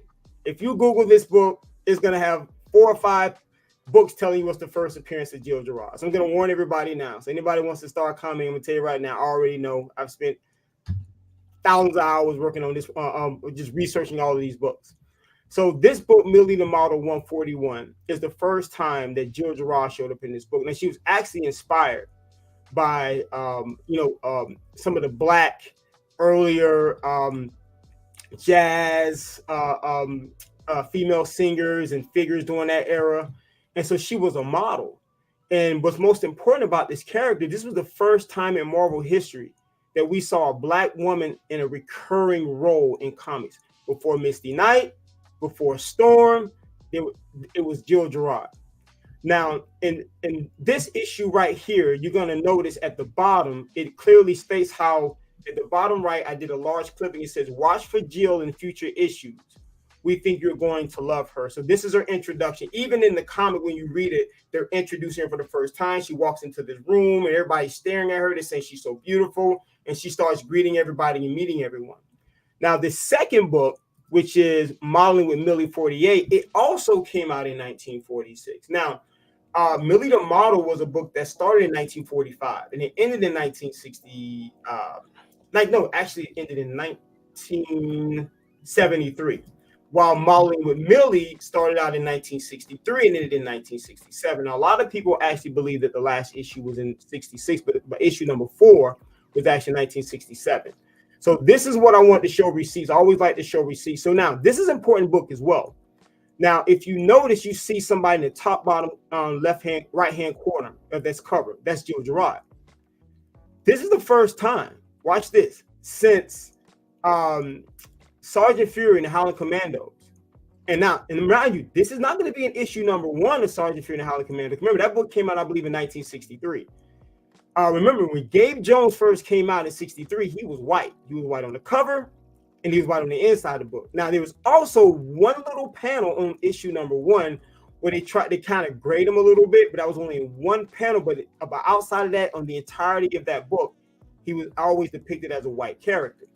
Well, we have never seen since that issue in 63 where they had Gabe Jones blow that horn, where they kind of had that featured picture with Gabe Jones and he's in the cover blowing the horn. Never before did you actually see a black face on the cover of Marvel book, and outside of Gabe Jones, of course, until now. But this book is so significant because she's featured for the very first time. So she's actually not only showing her face, but she's featured. Now people say, well, why is this important? Well, this is why I started out with our True Comics number 5. This was something that they just were uncomfortable doing, putting black faces on the covers of books. That's why a lot of Golden Age books, it's not hard to go through Golden Age books and find black characters, but it's very difficult to find them A, on the cover, and B, actually featured or having their own featured story in the book. So now in 1966, not only do we see Jill Gerard, the first African American or the first black woman to be actually featured or as a recurring role in a comic, but now in the same year, because they had two issues running at the same time, you see her on the cover. Now, some people actually think this is the first time she appears. So you're going to have some people say, no, I researched and said Molly with Millie number 48 is the first appearance. Well, they both came out the same month and the same year, the same year. But not only that, if you read this panel right here, it clearly tells you the gang met Jill in issue number 141 of Millie the Model, and it was a ball. So they're clearly telling you in this clip that her first appearance is in Millie the Model 141. So if anybody wants to tell you while you're researching, you have receipts right now. So her first appearance that she ever appeared in was in Millie the Model 141, where she introduces herself to everyone, and then in the same year she comes back in Modeling with Millie 48. So question. Mm-hmm. In terms of rarity and pricing, where does this book stand today? It's really not a hard book to find, to be honest. It shows up every once in a while. It's not going to be in good condition when you find it. But it's not, we were talking to someone a while ago, and I think sometimes, we have to understand that rarity and scarcity, although they're cousins, they're not the same, right? Because demand is the thing that really sets the equalizer for rarity, right? For example, you can have something that doesn't have a significant print run, may not be easy to find, but there's no real demand for it. Therefore, it's not really scarce. It might be rare, but it's not necessarily scarce. Scarcity deals with where if it shows up, somebody's going to grab it. You see what I'm saying? So it may be something that has a short print run, hard to find, but the demand exceeds the supply. Gotcha. And that's what scarcity really is. So a lot of times we say rare a lot, but something can be rare, but not necessarily be in demand. Oh yeah, I got a question. Is 48 the only cover appearance of her, or is there other ones in the run where she's on the cover as well? Great question. I think she's in other covers, but this is the first time she ever appears on the cover. Molly Millie number 48. She on 51. She on 51. Yeah, 51? I think she's on I think she's on a couple of them. Okay, yeah, I definitely got to get those. Yeah. Heroes convention. I tell you where you find this at. You find this book will probably be, if you go to like that old dude who just have like 2 or 3 short boxes sitting on a table that ain't nobody going to. That's usually be the dude that usually have the model. True. Yeah, they're out there, but they're usually really, really beat up when you find these books. I'm gonna show another book. That's the problem with books like this. A lot of books that have a lot of history, especially African American history, furs, just very historical moments that we're not really aware of. They just get tossed around because it's not your typical key that the mainstream population are looking for, and they're not going to necessarily preserve those books. There's another book I'm going to show later that is probably one of the most beat up books you'll find, but in my opinion, it's very, very important as well. But people just toss books around like that. So 141 and remember now, there's 2 separate titles. Millie the Model, remember there's 2 runs. That's 141. That's the first time she appears in comics. And then Modeling with Millie, which is also a run that was going on the same time, even though it started later. That's when she shows up on the cover, and they both came out the same year in the same month.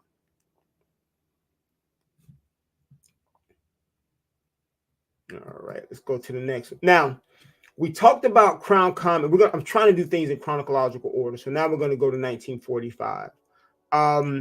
So Crown Comics number 3. So the reason why I'm bringing this up is because in 1945, Matt Baker did something very amazing. He created, people know him as an artist, but he also was a writer. He created Buddha and he wrote the story. That was his story. That was his creation. That was his character. This was the first time that we saw what we would consider, a black hero featured in a story in comics. Remember, this predates All Negro Comics, which came out in 1947. So a lot of people think it's Lion Man or Ace Harlem, those books in 1947. No, this book came out in 1945. So this book predates that by about 2 years. Now, I'm using this as an example to show that in 1945, Matt Baker not only creates a black character, which we know later becomes whitewashed, and they end up changing the cover. He never gets a chance to get on the cover. Again, this is what I'm saying. Remember, this character never gets a chance to get on the cover as a black character. When he didn't get on the cover until they changed him to white. That's why True Comics number 5, Million Model 48, these are so important books. They were very uncomfortable putting black characters on the cover because they really believe some people might not buy the books. So they wanted to make sure that they had no problem sprinkling it on the inside, but on the cover, that may actually prevent people from purchasing the books. Buddha never made it on the cover as a black character. By the time he got on the cover, he was already transitioned to a white character. Now watch this. The following year, we get Blue Beetle number 42. Now, the gentleman you see on the left is a guy by the name of A.C. Hollingsworth, arguably one of the greatest artists, period, black or white, in that era. Now, unlike Matt Baker, it took some time for people like Ace Harlem and others to start getting a lot of notoriety without trying to hide who they were. When Matt Baker came into the scene, people began to ingratiate themselves with his talent, and next thing you know, he just became very, very sought after. So what ends up happening is you have people like A.C. Hollingsworth that started operating under pen names. So he actually illustrated various comics under names like Alec Hope, Alvin Holly, and A.C. Holly. So sometimes there are going to be certain books. So if you see any books that say Alec Hope, that's still A.C. Hollingsworth. Or Alvin Holly, that's still A.C. Hollingsworth. Or A.C. Holly, that's still A.C. Hollingsworth. Now, why is that important? Well, Matt Baker didn't start operating under pen names until his career was almost over because he did not want people to know who he was. He was so famous as an illustrator, he was trying to hide the fact that I'm Matt Baker. He didn't want people to know. So it kind of shows you how the juxtaposition between, a black artist during that time, trying to conceal who they are as one that's because, they feel like they may not get work. And another artist like Matt Baker was saying, I just don't want anybody to know because I don't have a problem getting work. Now, why is this book so important? We celebrate characters, Black Panther, Storm, Misty Knight, so many characters that were not created by black creators. And many of us in this community will call FF52, I hear it all the time, a black book. We will call Luke Cage Hero Fire Number 1 a black book. Now, I get it. I understand it because it's featuring a black superhero. It's a story appearance. It's a legacy character. I get it. It makes perfect sense. But how is it when we have a black creator that creates a character of any race, we don't want to call it a black book? In my opinion, I would make an argument and say a black creator, especially during the golden age, when it was much more difficult for them to get into the business, for them to be able to break through and create a superhero of your own, in my opinion, that's a black book, if you ask my opinion. So in 1946, we have a book by the name of titled Blue Beetle 52.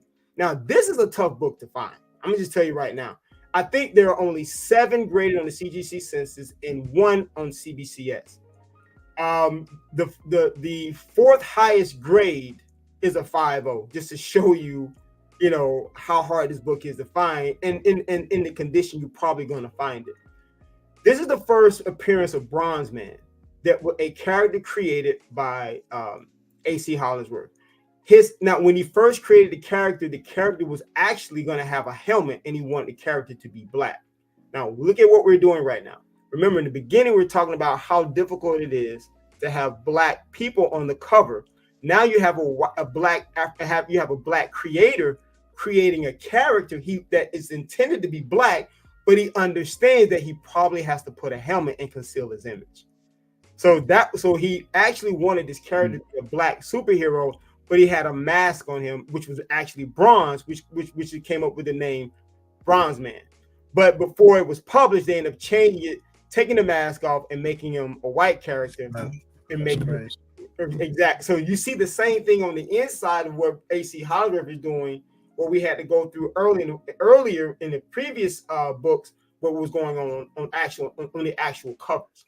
But this is still a very important book because this is people forget we talk about the big two, Marvel and DC. During the golden age, there was no big two.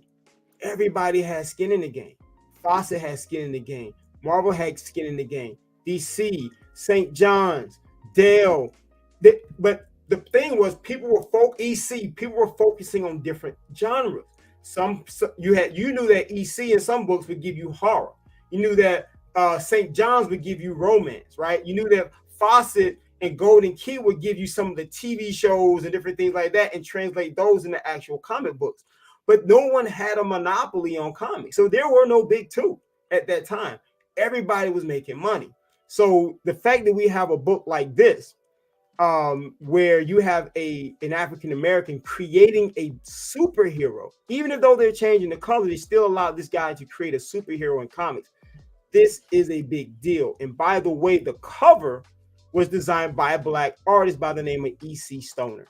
So this book right here you have the cover designed by a black artist, E.C. Stoner, and you have a story on the inside where you have the first appearance of a superhero created by a black creator.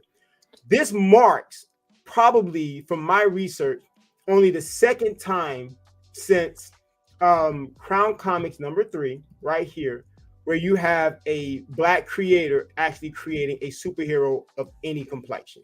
We see the first time here with Matt Baker and Vuda, and we see it the second time here in 1946 with Bronze Man. Why is this so important? The next time we see it is in All Negro Comics the next year.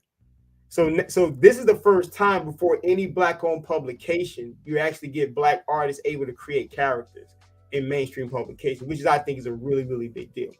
Lastly, a very important thing about this book, the publishing company was actually going through a transition period. So there's not a 43. So there's no issue 43. You go from 42 to 44, which I believe is probably explains why this book is hard to find, because perhaps there might have been, since maybe during that transition, the print run for this book may not have been as large as some of the previous ones, knowing that probably whatever that transition is, I don't know what caused that transition, and then it skipped from 42 to 44.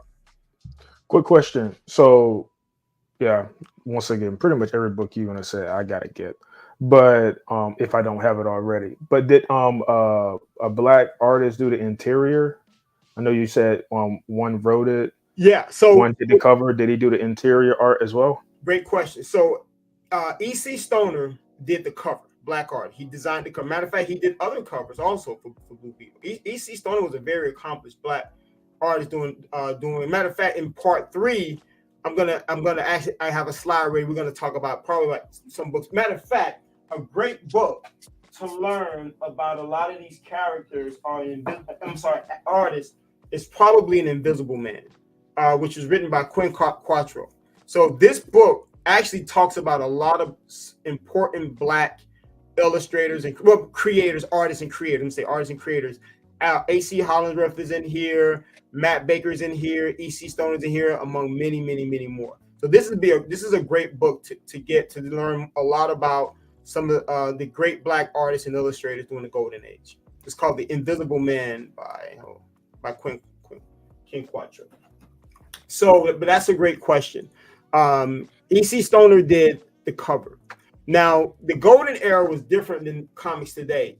A lot of golden age, it was not uncommon for it might be a Blue Beetle book, but there might be 4 or 5 different stories of different things inside. It might be inside the book.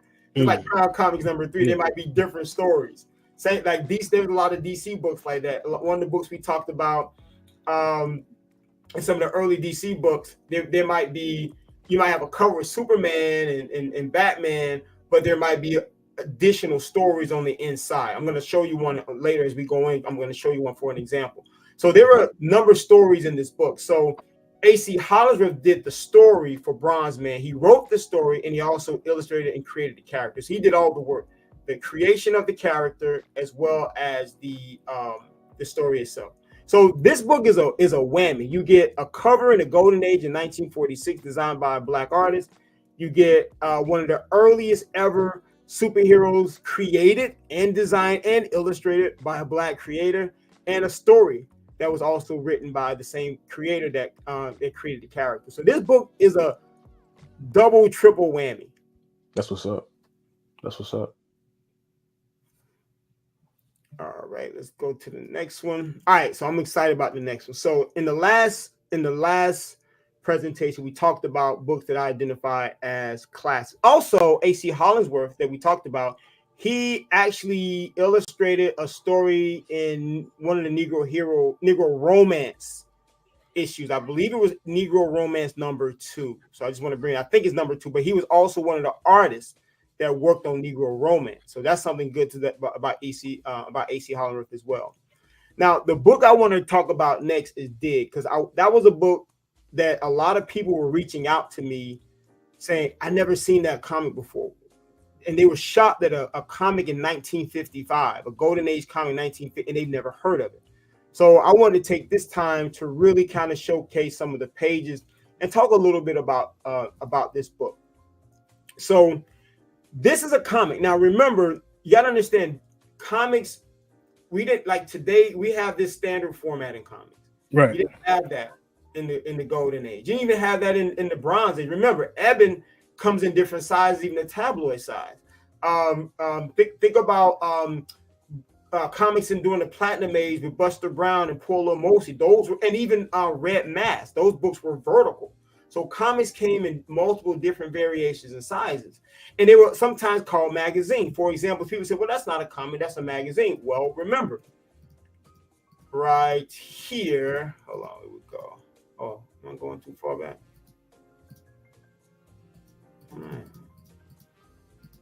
Oh, I know what I'm doing. Okay, right here. The true comics were called picture magazines. Sometimes they would be called picture books. So back in the day, a comic might be called a picture book, a picture magazine, a comic. They would come under different names. Also, what we also have to understand is that during those times, Black indie creators didn't have the money and resources. They had to cut costs at every measure. Remember, Black Laughter was using newsprint, and I believe that was like in the 70s. They're using whatever they can to get the comic out or to get the publication out. And sometimes many of them were looking at doing it as a quarterly, as a monthly, as a weekly. They were just trying to get a comic out to generate advertising dollars so they can continue to put out issue after issue after issue. So this is indeed a comic. And so I wanted to show inside pages so people can actually see this is a comic book and it's nothing but comics. Now, this is one of the hardest books I've been able to get research on. I was able to make one contact. They only could give me very, very minimal information, but any information was good information. So this book was published in Detroit, it was an underground Black-owned publishing company in Detroit in 1955. Their goal was to kind of come out with a bi-monthly comic, and they called the Negro Choice magazine. And everything inside was comics. Now, the interesting thing about this book is that this is in the Golden Age in 1955. This is the second time since 1947 you saw a fully Black-owned publishing comic book. Negro Romance was published by Fawcett. A lot of people think Negro Romance was similar to All Negro Comics, and it was published by a Black publishing company. That was published by Fawcett. So this is an indie Black comic. Matter of fact, this might be the indie of indie black comics. Like we talk about indie comic book creators and indie comics, this might be the indie of indie black comics. And were you able to get your hands on a copy? Yeah, I have a copy somewhere. Matter of fact, the pictures come from mine because it's so hard to find. It's so hard to find this book. Every time people ask for pictures, I have to take pictures of mine and send them copies of it. Hold on one second. I was just what you was talking about. I was just like, oh man, it's gonna be hard to find. But you got one. I gotta get out, man. You gave me hope. Man, there's hope, man. There's always hope. There's always hope. Hold on 1 second. Yeah, that looks like that old school, that paper we used to write on in elementary, like that. Yeah. This is my copy right here. Wow. If I can blow them up. Just in case you want to blow it up. I don't know if you see. I can show it later. But yeah, to be honest, oh, here it is right here. Now, let me show you how hard this book is to find. When I was researching years ago, when I was really trying to like collect some of the rarest, hard to find, like historically significant black comics, I learned about this book, but I didn't believe it existed. I was like, well, okay, but I couldn't find it. And I only saw like a photo, like, and I never, not even pages, just a photo. And I was like, is this a comic? Does it exist? And one day, late one night, honest, it was on eBay. This was probably about 5-6 years ago. I don't know how long ago it was. And I said, I don't care what it goes. I threw the craziest number I could think of that wouldn't break me. And I didn't have to pay that much just to make sure if anybody just runs up the bids, I would win it. And fortunately, luckily, I won. I didn't really have to pay. I didn't pay a ton of money, but this is actually one of my favorite comics in my entire collection. That's what's up. So I do have this book right here. I'm gonna have to go and read that in PDF format and check that out. Yeah, what I'll do one day is I'll see if I'll digitize it and share it with the community. Rico, let me throw this in there too. This is another one that I'll show you how rare it is in just a second. But this is one that I got last year. Rico remember this.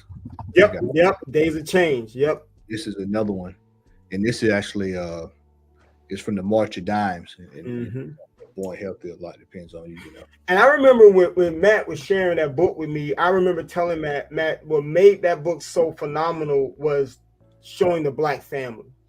Like, I don't think people realize it's very, very difficult to find, especially during that era, black families on books, even in romance books. Like, remember, that's the only one. That's the only one that's been graded right there. Yeah. Oh, that census is low on. What's that one?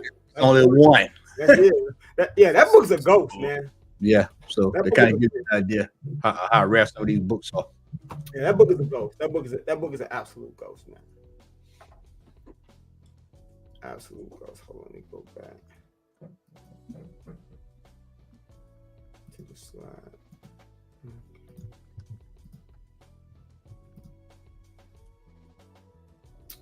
Hey, put me back on, Matt. I don't know how to put the thing back on. There we go. Yeah. So this is a comic. So for those that reached out to me, first of all, thank you for reaching. I got a lot of people reaching out to me on IG, like, man, we love the show, love the video. But they were asking about this book. They were like, can you show me some inside pages? How is this a comic? You know, they was asking about the magazine. And the thing, again, like I showed you with True Comics Picture Magazine, don't get caught up in titles, especially in those early eras. Picture books, you know, right. You know, the format is different, but it's really about how the book is structured, how the book is laid out on the inside. As you can see, this is clearly a comic book. Yep, for sure.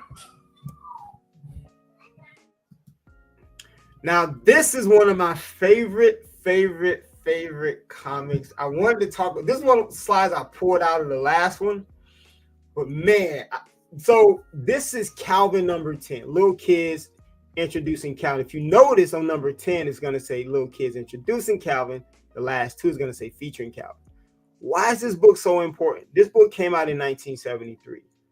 This is the second time Marvel featured a black character with his own comic.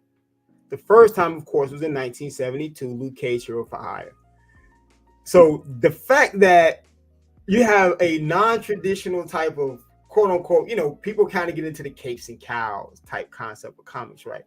You have this really, really fun kid in school, kind of Fat Albert-like story. Great, cool, very fun stories. Gary, just a lot of, a lot of, it's not necessarily slap talk, but it's just fun kid stories, talk, conversations. But this is one of the hardest books to find in good condition. Now, this is a hard to find book. It shows up every blue moon. I think there's a couple on eBay. You're probably not going to find them on the wild, but when you find them, they are beat to hell. Like literally, they are beat up. It's like somebody tied it to a string and just drove their car and just drove on the highway with it. These comics stay beat up. But this is a very important book because this marks the second time, and the first time, which is really important, that a non-hero is featured on a Marvel comic and its title. So we know that Luke Cage is a hero. We even know that Reno Jones in Gunhawks #7. Remember, Gunhawks ran 7 issues. The last issue, he now takes the title. Reno is now Reno Jones. But this book beats out that book by not quite a year, by 7 or 8 months. So this book is not only the first time we see a comic book character with his own title that's not a hero, but it's the second time on Marvel Comics. But it's the first time it's the second time Marvel actually features a black character with his own title in comics. It was only a 3-issue run. It was issue number 10, 11, and 12. But think about this similar to the way you would think about Power Man, how you had Luke Cage, Hero for Hire, then it eventually transitioned into Power Man, then it transitioned into Power Man and Iron Fist. This is kind of what little kids did. You had little kids, and then you had this little run where you had little kids with Calvin, and then it kind of goes back into another run or the previous run. But I think this is a really dope book to have. Great character. I think I would love to see Disney Plus do something with this character from an animated standpoint, cartoon standpoint. I think there's a lot of legs. As a matter of fact, I think Jill Gerard, the character we talked about earlier, I would love for her to show up in the MCU, maybe in a restaurant where Sam Wilson walks in and she's a model, a black model, down. I mean, another thing with Jill Gerard was also reimagined later. So there's a modern version of Jill Gerard. She's younger. So if you Google Jill Gerard Marvel, the first image is probably going to come up with a young girl she's not necessarily a superhero. I think she's just a part of the comic, but she has been reimagined in comics and she has been updated in comics. So that what you call it is that last issue of Calvin is the hardest one to find. That's the hardest one to find, and that's the one that's usually in the worst condition. Yeah, that's the hardest one. I've been looking for that. Yeah, I'm gonna need Ray Billingsley to team up Calvin and Curtis, man, because Curtis is one of my favorites growing up. It just gives me Curtis vibes when you see the Calvin stories. I'm like, Calvin and Curtis would be great together as a team up. Zoom me in, Matt. I'm so glad he said this is a book. This is a book. If you find it in the wild, snatch it. I'm happy I got it. This is one of the hardest books to find. The other one you got is extremely hard.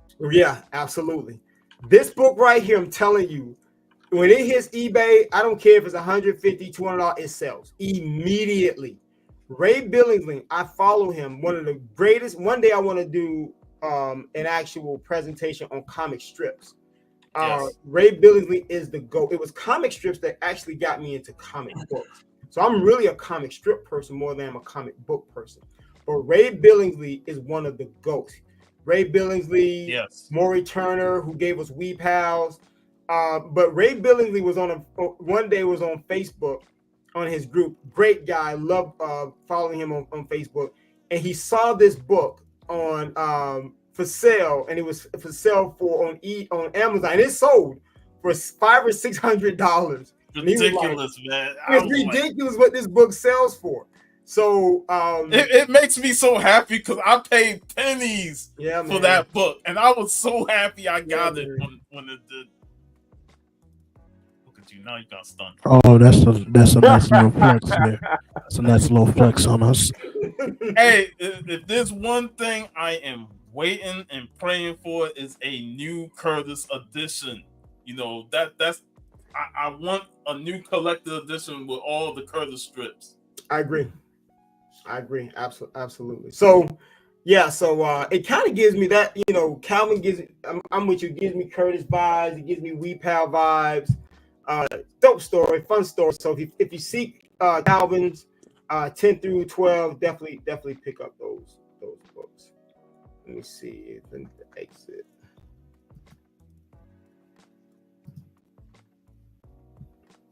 Hey man, how do I get out of the thing? Oh, appreciate it, man. All right, now the next book I'm gonna show, I'm extremely excited about because, all right, so another book I need to probably highlight more is Black Eldridge. That is a hard book to find. Black Eldridge, it's called Adventures of Black Eldridge, the Black Panther. It came out in 1970. So the next book I'm going to highlight is important because during the 70s, especially in the San Francisco Bay Area, there was a movement, and they were publishing, you know, a lot of content, magazines, comics, all different types of medium.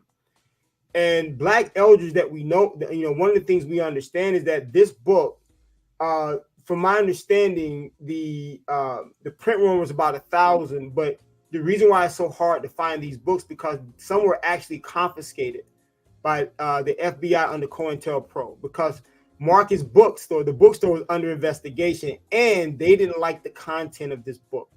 So that's one of the reasons when people keep saying, I can't find this book, why is it so hard? Well, because these books were confiscated. So if you have this book, you might not even want to show you have this, no, I'm just saying, but these books were confiscated. So this is a very tough book to have. And this is the book in the middle, Black Eldridge. So why am I bringing this up? Well, there's a very important book that I also wanted to talk about in the last presentation, but I felt as though it deserved more than just being featured like on a thumbnail. So the next book is one of my favorite comics that I think, yes, I see the face. This is a comic. Remember, don't just think about the traditional format. This is a comic. But in 1973, a very educated, smart, intelligent Black woman, she was a community college counselor in California. She was a part of this whole movement of storytelling and creation in the Bay Area during the 70s. And she created this comic called 70 Soul Secrets of Sapphire. This comic right here is amazing. Now, I want to read an excerpt from this comic because I have to do this book justice. Just a small excerpt. So this is a part. It says, Sapphire is a jive name used to refer to a Black woman. In one sense, it represents an insult. In quite another sense, it refers to a collection of physical attributes, personality traits, mannerisms, feelings, attitudes, aspirations, and problems most peculiar to that unique group of super women who have weathered well the storm of the Black experience in America. Every time I read that line, it gives me chills. And this comic is actually featured in a lot of public libraries. And so, and there was also a second issue that was published called Sapphire's Second Set of Soul Secrets. And that it has an orange cover. So if anybody wants to find that book, it is an orange cover, and it is absolutely hard to find. That book may be harder to find than this one. But this book is important because it was crafted to unveil universal truths about the experience of African American women. All that. Look at my man. Hold on, go on to zoom it in. Oh, Matt flexing on us. Matt flexing. Go on to zoom it in. Strong. Go on to zoom in. God is a There's also, if I'm not mistaken, a second edition of this book also. Yeah, make sure and it's notated in the There's book. no you want the first edition. So you have this book, which is the first edition. You have a second edition that looks the same, and then you have a second issue that's called the second set of Soul Secrets. But this is why in the last presentation, when I created, I was coming up with these titles, and this is what I call disruptors. And I put, books that I identified as cultural catalysts, social reflections, cultural observation, books that was really trying to have a significant dent in society and culture, speak truth to power, be creative. We talk about representation today. Well, the 70s was the period, especially in the Bay Area, where they was trying to fill those gaps, and they was doing it at levels that even today we're not even seeing it. And so this is a book that, along with Black Elders, we have to talk about, because this is one, in my opinion, if we want to highlight books like Black Elders, we also have to highlight these books, because these came out at the same time, in the same era, in the same location. You know what I'm saying? So that's what makes this book so significant. Also, I have a note I want to read. This comic is one of the rare publications akin to Black Elders from the Bay Area, producing efforts to promote Black action and empowerment. The publishing company involved in this particular book involved members of the Black Women Organization for Action. And they ask any OGs from the that's powerful.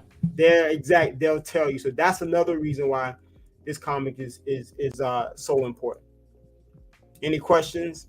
What's the print run on that? How hard is it? I have no. It's hard. It's hard, man. Just looking at the artwork, I'm like, man.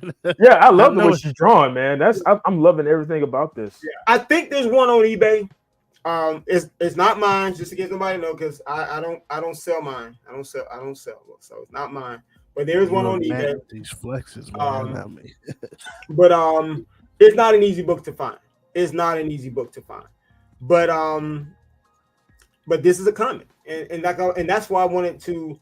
We have to understand. Remember, Black Laughter was printed on newsprint and didn't have enough money to produce a second issue. All Negro Comics, although it may be considered more traditional format, they couldn't even print a second issue, not because they didn't have the money. No one wanted to give them paper. I apologize. No one wanted to sell them paper. No. They weren't asking for a handout. Nobody wanted to sell. Nobody wanted to sell them paper.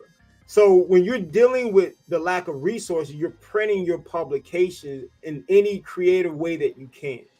Whatever the paper you can find, whatever, the size you can print to save cost, that's how you're printing these books. So this is the last one. I wanted to land on this one. Anybody got any questions or anything like that? No, man, it's been really good so far. Just to update the audience, it's one on eBay and it's going for a FD. What's the price? What's the price on eBay? They want 200. 200 bones. 200 bones. $9 shipping. OBO. What the condition look like? It looks okay. No, it actually looks really good. Yeah, it's a little warm, but it's a white hand on. It's a white hand hold, baby. those books like that. These are books like 1-866-801-8255. But there is a make an offer on it though, so he might come off of it. Yeah, anybody want to make an offer, man? If you're interested, make an offer. See what they say, man. But matter of fact, if I'm not mistaken, on one of the shows with I was very shocked when I saw it, but I think Stein just throws random stuff. If he sees something he never seen, he'll just throw it, even if he don't know anything about it. So it's not that he actually had any knowledge of the book. But I do remember on one of Stein's shows, he actually showed a sale on this book. So it may be an eBay sale. Maybe somebody can pull it up. It's a second edition. It's the one. That's a second edition. So the second edition is the one on eBay now. Yeah. Okay, that's the second edition then. Okay, so make sure everybody knows the one on eBay is the second edition. Okay, so it's a second. So we need to talk him down to about 100 then. You might be a little bit lower than that. Oh, that's 75. Yeah, 75, maybe 65, and work your way up. How did Mike Epps say 75, 65, 25, 35? That's the first edition. I mean, second edition. That ain't the first. Yeah, you want the first edition. It'll say first edition, printed 19. I think the second edition might have 74. Don't quote me on that. But you definitely want the first edition, man. But this is a really dope book. Just a very fascinating comic, and then it's just very empowering. The reason why the history of these books are so important is because so many of these books were intentional. It wasn't about someone sitting down saying, I want to create a superhero or a character. It was more about, I'm tired of the way Black people are being portrayed in media, television, in the community. I want to make us look like superheroes. I want to empower Black women. So comics like this, that's what they were very intentional. It wasn't about the fiction. It was about creating fictional characters, the fictional stories, but that everybody in the community can relate to. And it's crazy because if you think about like the women, like I know, for example, like my mom, she was born in like 66 or something like that. So if she had I don't think she had an opportunity to see something like this just because of the location. I think they were in Alabama at the time, or our family might have migrated to Michigan or whatever the case may be, but just because of the location, she didn't get an opportunity to see some of these things that, help empower the women, because growing up around that time, you were around a family and your dad might have been a hustler and you was around a bunch of country alcoholic jokers and all kind of stuff. So this is a good look right here. Yeah, good look, man. And that's why I wanted to read just a brief part of that introduction to that comic, because it was just so powerful and showed how intentional it was. And this book is actually, showcased in a few public libraries, which is where sometimes that's where some of these books are. They're in like some of these libraries that found them. I think some libraries have better collections than some of these museums. You know what I'm saying? Like, I'll be honest, I'm very disappointed in terms of the Black narrative, whether it's first edition novels or whether it's comics, first early first publications of magazines. I'm very disappointed in some of the African American museums we have as far as how they're handling curation. In my opinion, they're really dropping the ball in curation. And I think I mentioned in the last video is that sometimes I think it's unfortunate, but they want us to do the heavy lifting. And, can you just donate, your books to our museum? We pay all the money, we do all the research, we find the books, and then, hey, give us your books. Yeah. It is, I think these books should be, because in about 10 years, you're not going to find these books.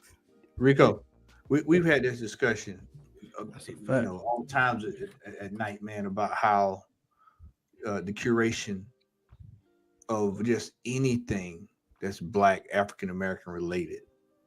If you do searches online and you just see some of these shows, and just how poorly things are set up, Yep.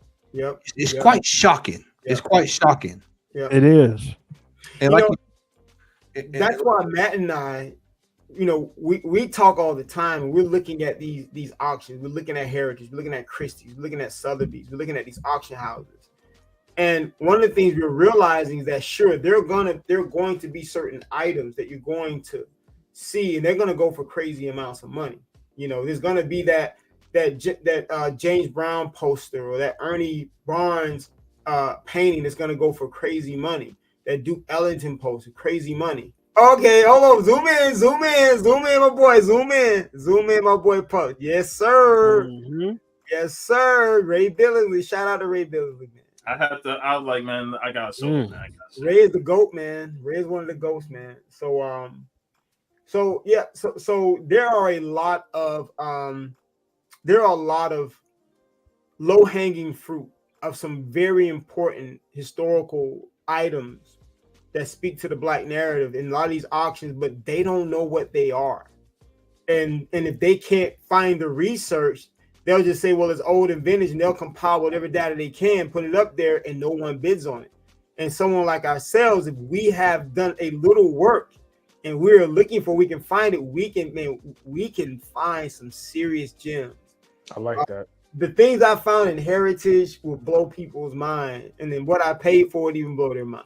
Heritage, I would make an argument now that there are some items on Heritage you can get cheaper on eBay, because everybody on eBay want $5,000 for We see. everything. Yeah, 114. Yeah, man. But on Heritage, it's an auction. That's why I always tell people, the best thing is always to find an auction, because whether it's eBay or someone else, the auction is going to give you what people are willing to pay. You know what I'm saying? Like whatever it goes for the highest, that's what somebody was willing to pay. So, but when you put in these astronomical prices and hoping somebody pay that price or negotiate a price, books like that will sit. And we were having this conversation. I'll close on this. That's why the eBay acquisition of golden auctions is so, I think is a really big deal, because think about it. What golden auction does, it's going to allow people on eBay who may have some really, really significant books or items in general, and you might start getting, messaging and notifications from them saying, hey, do you want to post this on golden auctions? Because they may feel as though, you may have something that may sell at a pretty good price, instead of just letting it sit there and have 20, 30, 40, 50 people, 100 people watching it. Like how many people have sitting there, we've watched an item for 5 years and the price just keeps going going up. The watch list is getting bigger and the price is going up and nobody bought it. So the acquisition with golden auction, I think that's going to open up some doors for sellers, because it's going to help sellers probably move some books, and it's going to be good for eBay, because now they found another avenue to get another commission, even a higher premium, because they're going to get a higher premium on golden than they will than the commission that they get on eBay. And then they're going to get a wider range of audience too, with some of the audience. more eyes. Things that's going to be brought in. Right. So I definitely get a chance of selling something like you just said, because people that may not have been looking for that, they're looking for other items, and now that they're there, they're going to see that particular book, where they have to go through all of the list of things in eBay. But that's the last slide, y'all. I had to put in a call for that one. I got a cousin who she's pretty well connected out in California, so I just had to send her a text and said, need, very, very important, first edition. Yeah, man. So she sent me the thumbs up back. So Rico, you said there's plenty of parts that we can do with this, like beyond. Man, we got, like I said, we like LeBron when he was in Miami. Not 1, not 2, not 3, not 4. Because what I also want to do is really tap into comic strips, because I'm a comic collector. Comic strips, comic books.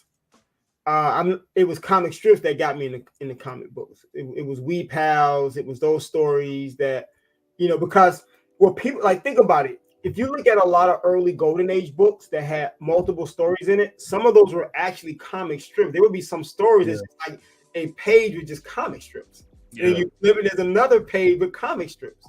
And another, so a lot of early Golden Age books were basically like, think about Mandrake, the magician, and Lothar.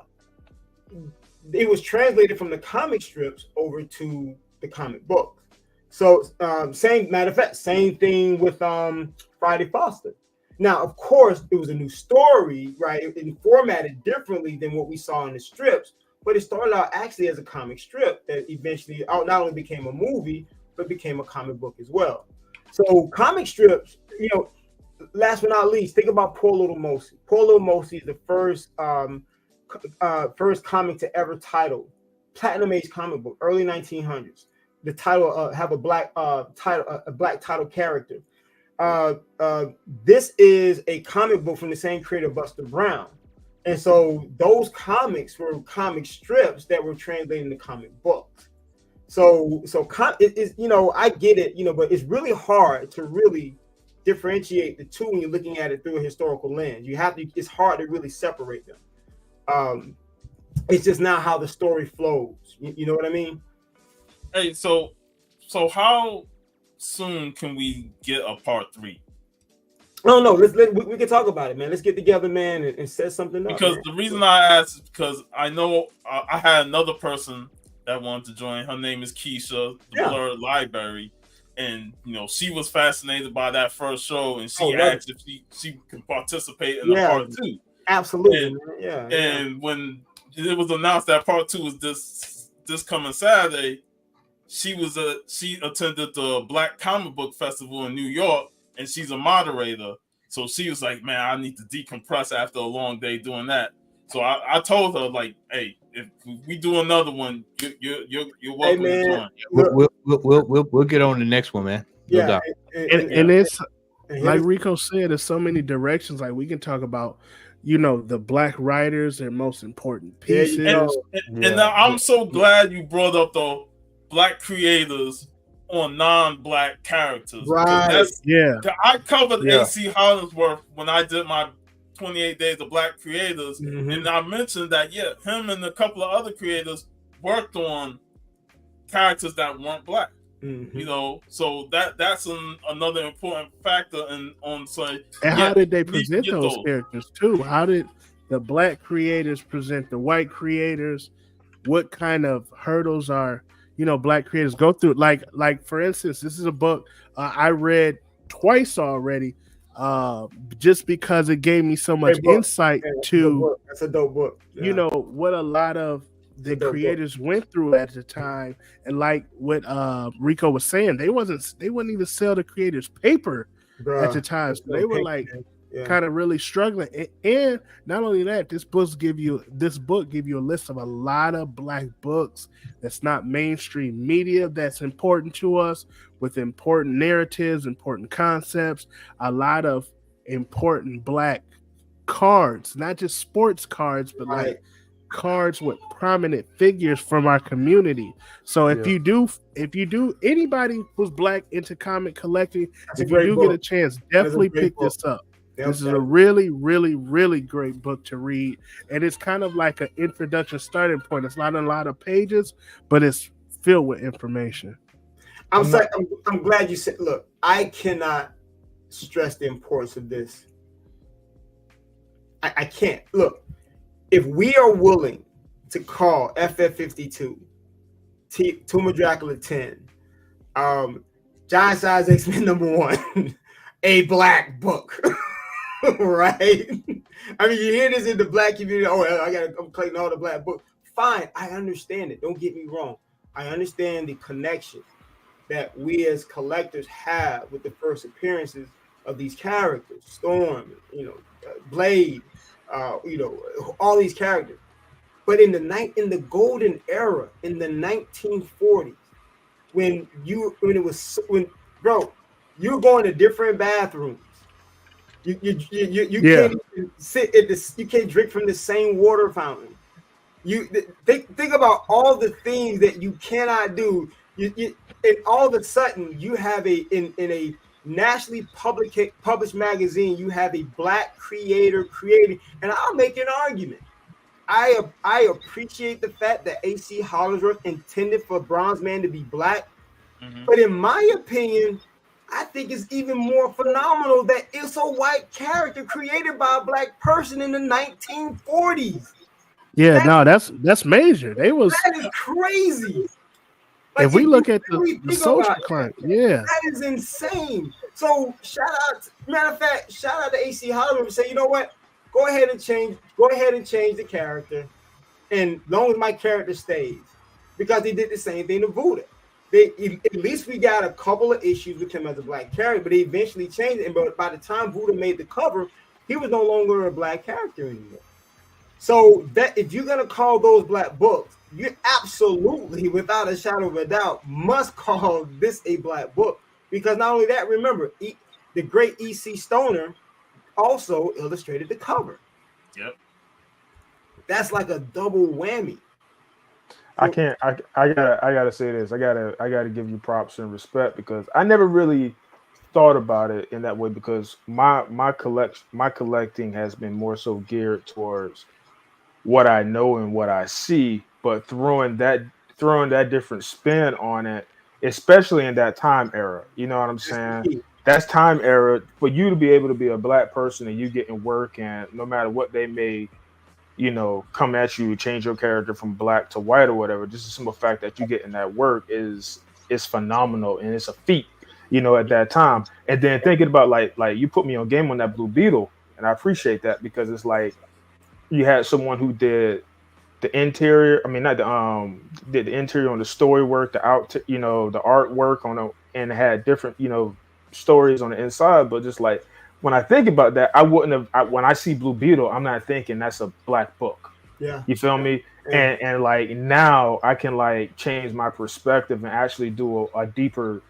dive, because it's kind of like I've been grabbing like the Lobo and whatever because that's on the cover and that's what it is. Because I'm not really thinking about, what I'm saying, the inside. But now I got to think about the inside, and my collection is going to grow even more, because it's a lot of black characters, it's a lot of black artists and writers who have done, white stuff, white stories, white characters, et cetera, but that doesn't, but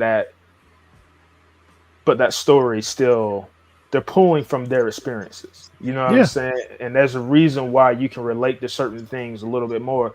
Just like, for example, X-Men 97. There's certain things that they're saying in that cartoon that we can understand a little bit more because that person looks like us and has went through some of the things that we went through. And so... And guess what? I'm glad you said it. To all the comic book creators out there, let me give y'all some games. Bronze Man is public domain. So you could pick up the torch. All the comic book creators out there, I'm talking to you. You can pick up the torch, take the character, and make him the way he was intended. Intended. That's awesome. How cool would that be?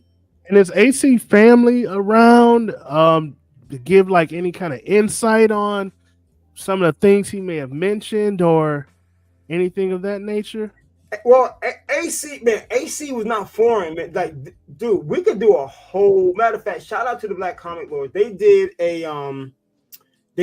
a series with Kim Quattro where they would talk about certain Golden Age artists, and they actually did one with AC Hollingsworth. AC Hollingsworth was one of my favorite. I mean, I was collecting AC Hollingsworth before anybody was even talking about AC. I have some of his craziest covers out there. Some of those early horror covers are some of my favorites. Matter of fact, I think I showed one in the last in the last video I was in. So also AC Hollingsworth was a great painter. So later in life, he stopped doing comics and he became a very, very well sought after painter. So you can go online and look at his paintings that go for a ticket. So AC Hollingsworth was one of the most talented individuals you could probably even think of. That's why I said he wasn't just a great black artist. He was a great artist. You know what I mean? And so I absolutely believe that, Alex. I believe that we have to look at it through that lens and understand what these individuals were going through, what they were fighting for, and for them to be able to create that character and get it published. Okay, yeah, they changed the race, fine. But we didn't see that before. Like, that may possibly be, and I'm using possible because I take research seriously. That may possibly be the first time. I really think it is, but I don't want to say. I'm going to use allegedly. But that may be the first time that a black character, a black artist created a black superhero. That may be the first time, because we know it was just the year before Matt Baker in 1945 created Buddha, a black artist creating a black superhero. So unless there was something in between that year, between Buddha and Bronze Man, it's AC Hollingsworth. I gotta get it. That's huge. I knew this was going to be informative and hurt my wallet all at the same time.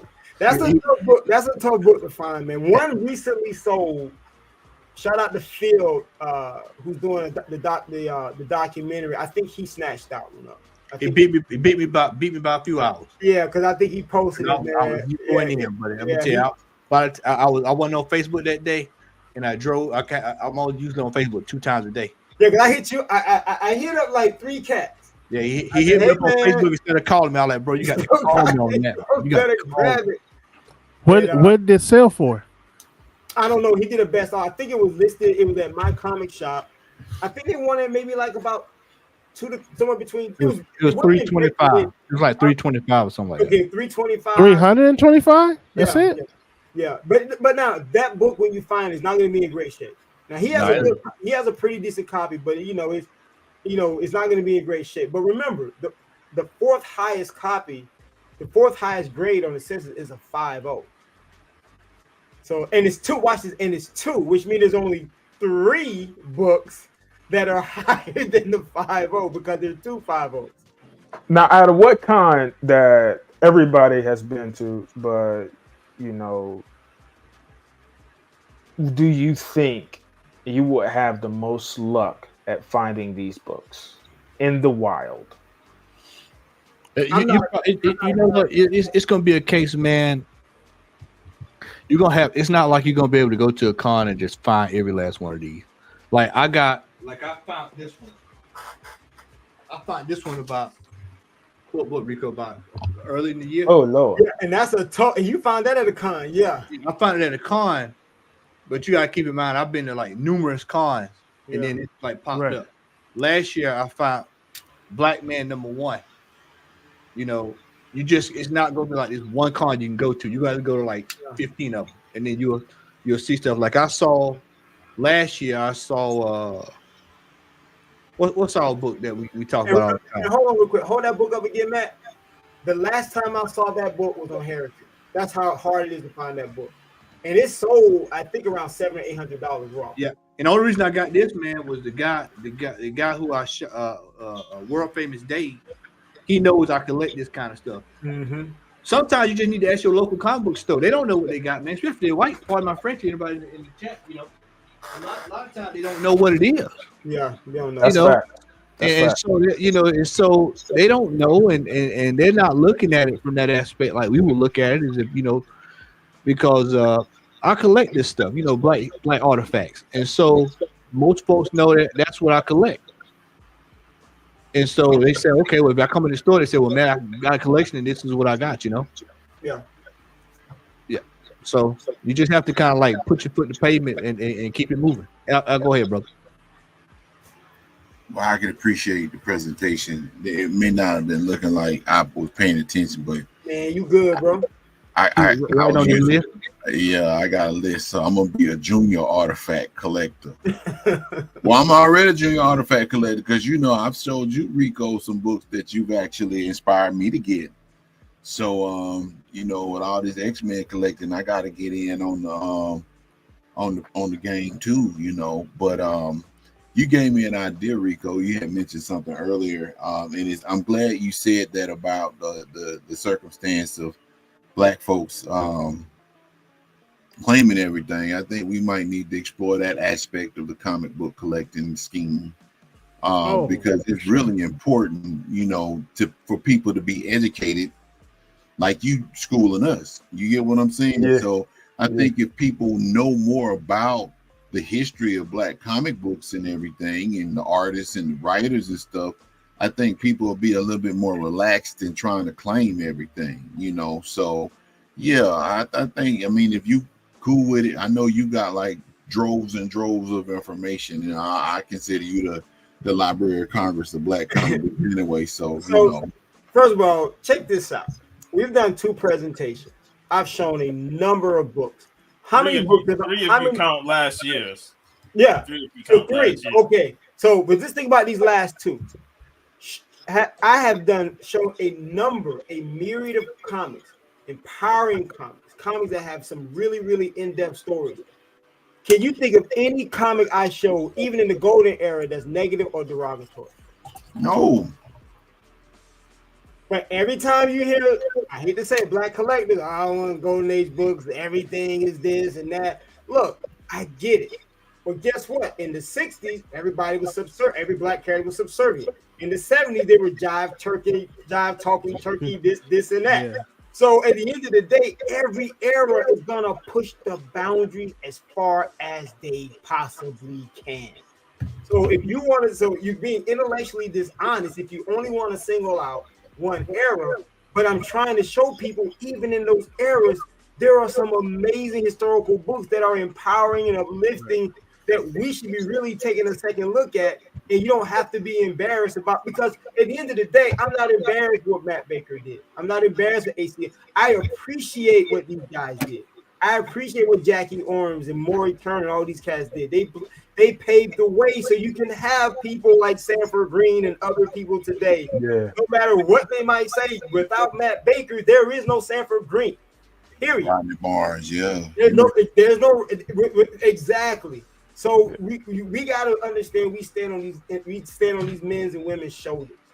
And to sit there and talk about all the negative stuff, we're completely disregarding all the positive stuff, and we should be trying to highlight those things. I think, and I agree with that completely, man. I think a lot of it deals with laziness.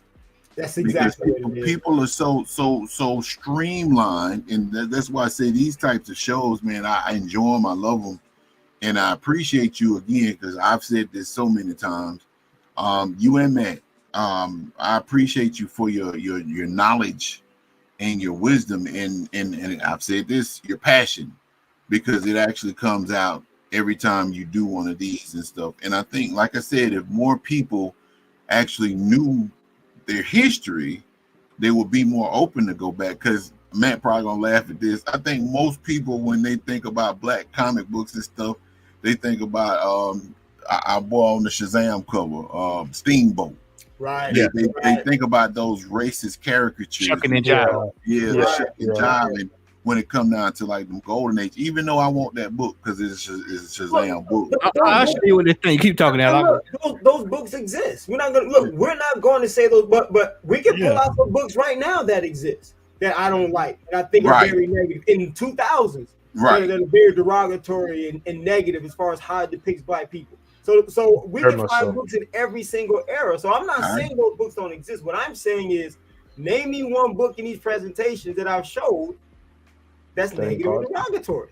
Yeah, I can't think of one, man. And like I said, just based off of your teachings, because I'm gonna call it like it is, bro. I done picked up the Saber.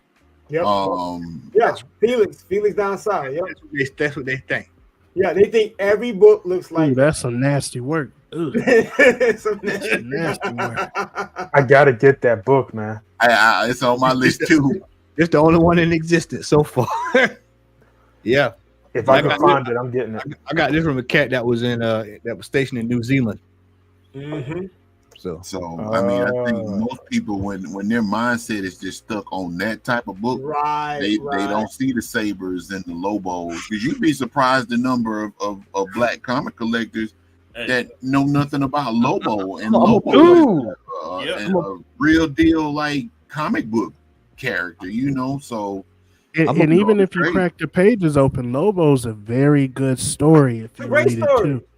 Let me. That is a great story. Hold on, Rico. Where's that slide at? Oh yeah. There you go. Which slide you looking for? It might be. Was it in this one or the old presentation? No, it's in that one. It's in that one. I saw it when you was talking there. I just got to go back. I got to get that Jill Gerard though. Shout out to Lady Hawk. It is right here. Here it is. Lady Hawk. Yeah. Shout out to Lady Hawk. A lot of folks sleep on Gunhawk 7, man. Yeah, Gunhawk's number 7. Yeah. Remember, we talked about that. Yes, I only mentioned it, but I didn't. Yeah, you didn't go in depth. But Gunhawk 7 is all. You can go find that, man, at a show. You can go walk. Absolutely. That's a long one. Yeah. That is true. Yeah, so you see those, you grab one, got jokes. What's up, Shan? Well, Joe, for real though, Rico, man, he dropped the bomb with the Sapphire. I want that. I always got to end. I always got to end on the big one. Yeah. Because not only that, like the presentation was amazing with the Sapphire and stuff, but the first thing I think of when I hear the name Sapphire is the Sapphire from wrestling. It was with Dusty Rhodes. Dusty Rhodes and stuff. So that name come on. So to see actual Soul Sister Sapphire is like, damn. Now I never even heard of that character until tonight, man. So, shout out to Rico for that. Shout out to Rico when we have these conversations, not just with comic books, but when we spoke offline, where we get the 360-degree look at the situation. Because a lot of times we speak from revisionist history and adult history, right? Right. A lot of stuff happened when we was kids, so we're thinking as an adult, oh, you should have did this at this time, or you should have not thinking about what the social climate was, the Right. cultural climate was, what was some of the unwritten rules of the time, and giving that perspective before presenting information. And when Rico came on and he's like, look, these guys were able to get their stuff off in the 1940s, right? I remember my grandma telling me like they got chased home from the KKK. You know what I'm saying? right, Like, right. it was real in the field back then. You know what I mean? Literally. It was real in the field. So Absolutely. Yep. So we will be back with part 3. We'll get that lined up at some point. And before you move on, I did put the link. Shout out to Keisha, the Blurred Library. Sub her up. She's been doing amazing things. You know, covers comic books, authors, novels, all Black related. So definitely give her channel. All right, hold on. Speaking of subs, how many subs do we have? How many subscribers do we have? What, the Comic Hall Crew? Yeah, how many subscribers do we have? I'm about to do something real crazy, y'all. How many subscribers do we have? I think we over 700. It's 710 last I checked. You know, I checked. Right. It's an absolute disgrace. I'm about to do something really crazy. If we can reach 1,000 subscribers, you know what? I'm gonna give away. Nah. If we reach 1,000 subscribers, I'm gonna allow Comic Hall Crew, and y'all know how hard this book is to find. I'm taking money from my children's mouth.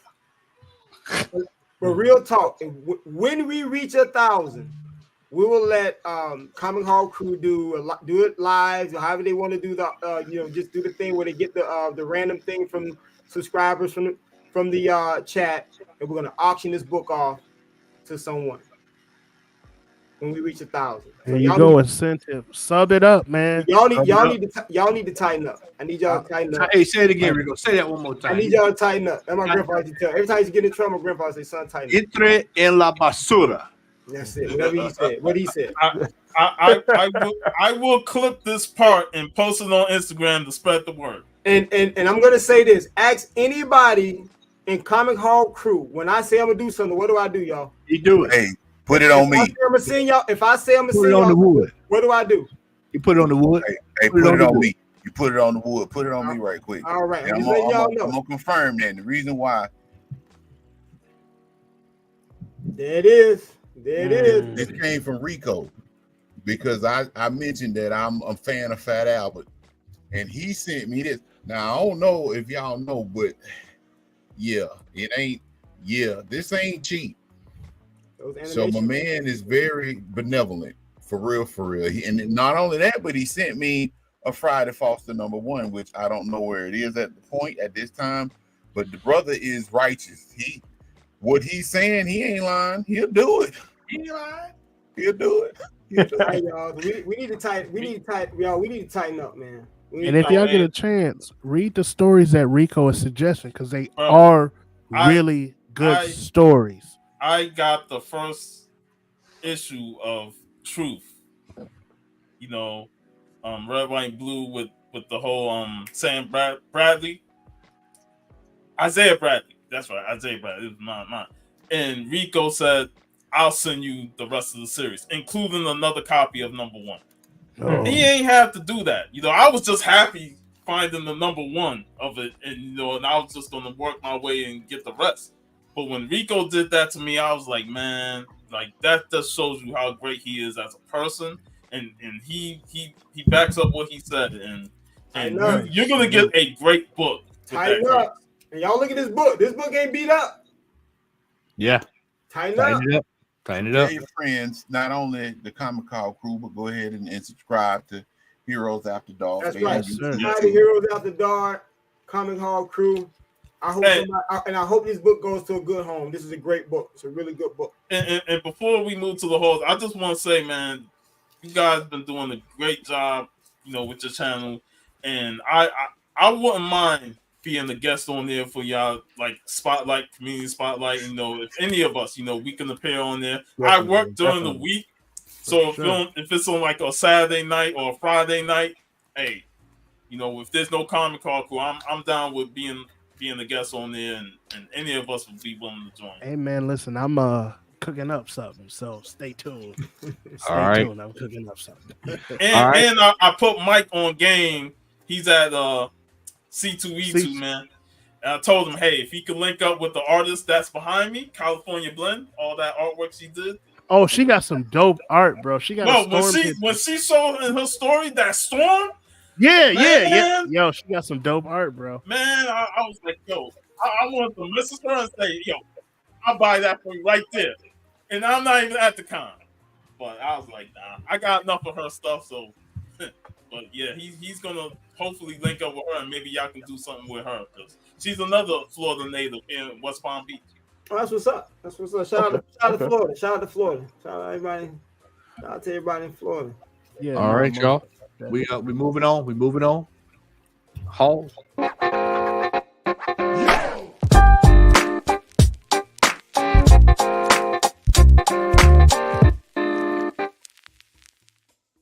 I got nothing, so okay, all right, nothing.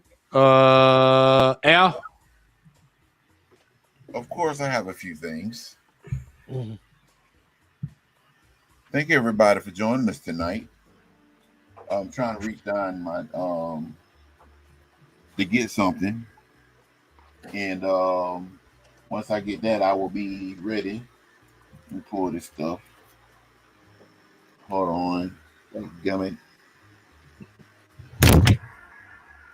my microphone failed. Hold on, man. I'm sorry to hold up. I feel like I'm holding up the church service. Give me a second. Put the finger up. You always had that one unruly person in church. They had to take out every now and then, every third Easter. Okay. All right. So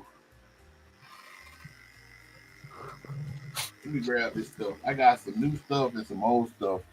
Stuff I picked up off of eBay. I buy this book every time I can find it, so I got me another one. This book is super cheap now. There you go. Yeah, it is. It didn't got way cheaper than when I was first looking at it. Till Michael B. Jordan announced something with James Gunn, and then all of a sudden it'll be an $800 book. Literally. I got this second appearance of your boy, man. Brother Voodoo. Yep. Dollar Bin Books. Of course, y'all know I'm an X-Men fan, so I just picked up some stuff that I didn't have. X-Men Endangered Species #1. That's a one shot. I picked this up just off the strength that it was an X-Men book, but it's a Toys R Us limited edition. So with the way everything going, I wouldn't be surprised if this end up on a list. Mutant X #3. This is Havoc. For everybody don't know, of course, I'm an X-Men fan. I've collected every issue, volume 1 of X-Men titles, with the exception of Wolverine and Cable. But I'm almost done with my X-Men Uncanny run. I need 10 more books to complete that from issue 1 to 544. I always pick this up. This was in the dollar bin. Of course, this was an amalgam book. DC and Marvel, they put Storm and Wonder Woman together, and that's how you got Amazon. I would really like to see that combination in real life. Not real life, but in the comic book. Rise of Apocalypse #4. I needed that to complete the miniseries for that. I collected this run of Justice League. I think it's volume 2 or 3. I think it's volume 3. So this actually completed that full run of Justice League. Y'all don't shoot me, but I bought it anyway. And the reason why I bought it is because I had the original. And y'all done pretty much sold me into selling the first one or either trading it. So I got the full copy of X-Men 130. So perhaps maybe since I got this, I'll sell the one that I got and then just buy it on the back end once it drops. Hey, listen, that is that's what Alex told me. Alex said, get what you can now and buy the dip. Yeah, that's what I think I'm gonna do, man. So and Al, don't worry, man. We got your back. We'll help you get that book back. Yes. Thank you, sir. All right, so X-Men Forever #2. They bought the Integral Core era, which I'm very disappointed, but you know it's gonna happen. I got these out Dollar Bin book, Dollar Bin, X-Men Prime. I already had this, but it was $1. So this was actually, I think, the epilogue for Age of Apocalypse the first time. Age of Apocalypse, a really good series. And X-Men Alpha, which was the prologue of Age of Apocalypse. Avengers 368, Dollar Bin book. I'm collecting Avengers from issue 100 to 400. Can't do a full run because X-Men got it on lock. And then I got Rise of Powers of 10. Again, number 4. This is the end of the Krakoa era. Bought a microphone today, but I don't have good shit, that boy. Yeah, man. I got I think my microphone is losing its fidelity, so I went and got another one. So I got to get a cord for it tomorrow. Nice. Then, video games. Stellar Blade, baby, for the PS5, and that's it for me. All right. Oh man, I ain't got nothing, man. I'm so sorry. I got a little, you know. Let's go. As you guys seen in the shorts, one of my favorite books. I sent it pressed, raw and graded. So I got the number 1. Yeah. So I found this. I bought the set raw, and I'm hesitant on grading my books because I'm like, somebody offer. I don't want to be tempted to sell, but this is one of my absolute favorite stories. Wow. And I had it raw. It is good. And I sent it in, and it came back a 9.8. I got it pressed. I actually got it pressed through CGC just to try them out. I can't believe I trusted them with the book, but it came back a 9.8. And this is clean. And I may send in issue number 2. But if I see this, anytime I see this, and I feel like I can get 9.6, 9.8 out of it, I grab it. This is one of my absolute favorite stories, man. I love this story. Congratulations on that, man. That's crazy.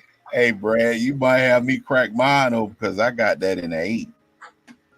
Oh yeah, definitely crack it open and see what you. If it's no color breaks, out. Keep sending it. Yeah. Keep sending it if it ain't no color breaks. And I second that. Every time I see it, if it's a good price, I try to get that, man. Mm-hmm. And I'm afraid of next year with that book because I'm afraid they're gonna put him in a movie and it's gonna. Okay. It makes too much sense. Okay. To like put especially him in that movie. Fantastic Four. Yeah, man. It might. It makes sense with Fantastic Four. Fantastic Four does make sense. I can see him and Reed Richards. I can definitely see that. Yeah. I'm gonna tell y'all this. That book is right now is grossly undervalued. Yeah, it is. Yeah. But the thing of it is, and this is what I don't really understand, the print run on the whole series is extremely low. Low. So that's the reason why it was actually expensive when people really caught wind. But now I guess since Adam Bashir showed up in a movie, it's kind of like dip. This is the perfect time to get that book. And see, my thing is this. My best analogy for that book is a dry brush fire. All right. You know, like when it's dry and it's a lot of debris on the ground, if a spark happens, the whole entire forest goes. Yep. That's what that book is.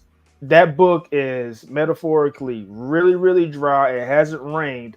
And if they just hint at him in a movie, that book is going to go 3x.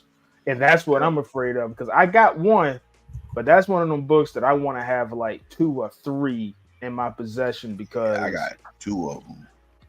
I love the story, man. I got the whole set. I got the set for like $600. I got in on it kind of late. A friend of ours got it for $2. I seen another person sell a set raw for $900. So, ooh, I bought the first 2 off the rack when it first came out. Yeah, I'm old, but the other 3 issues, man, I got a guy named Kingdom Comics AOK me 3 through 5. Shout out to Tito. Yeah, shout out to Tito.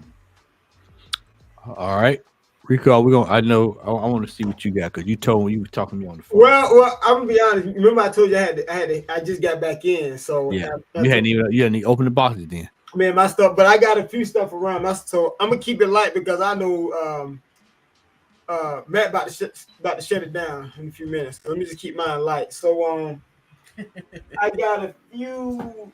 So everybody knows I'm a big Blade fan. So I'm trying to finish this run. So this was one of my recent ones that came in. Hold on, Okay. Put it where your face is. Oh, there we go. There you go. There we go. So this is number 10. This is like 2 or 3 of these on the CGC census. So at one point, this is one of the hardest ones to get. So I'm glad to get that one added to try to finish that run. Speaking of low print runs, I'm like you. Every time I see this book, I grab it. I need that book, man. Jesus. Yeah, every single time. Every time I see that, I probably got like 5 or 6 of these. If I see it, I grab it. That's a good price. And I stole this one. Yeah, that's an excellent book, man. Yeah, I need that to complete the run, but I'm gonna get it. So love that book. I'm gonna attempt to get the hardware one. Yeah. Finally with your hardware. Dang, I thought I had another book. This is another book I grabbed. I stole this one. Can't believe it. The most powerful one of the most powerful mutants, Manifold. First appearance. Yes. That's what's up. Yeah, Manifold.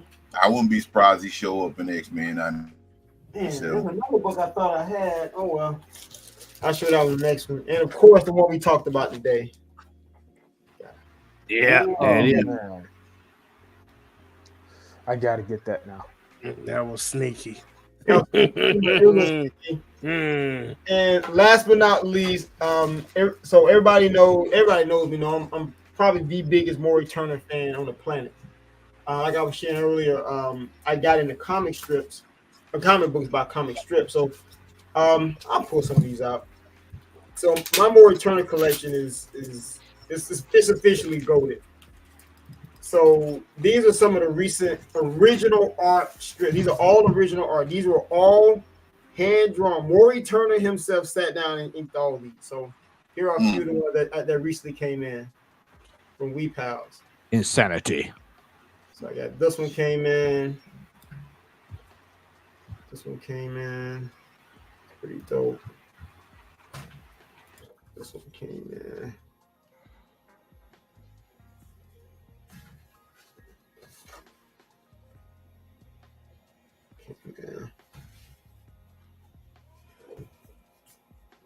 And I love when you see like the ink on the back. It's so crazy when you kind of see the ink on the back. It's crazy. So all of these are original art, hand drawn, inked by the man Maury Turner, the GOAT.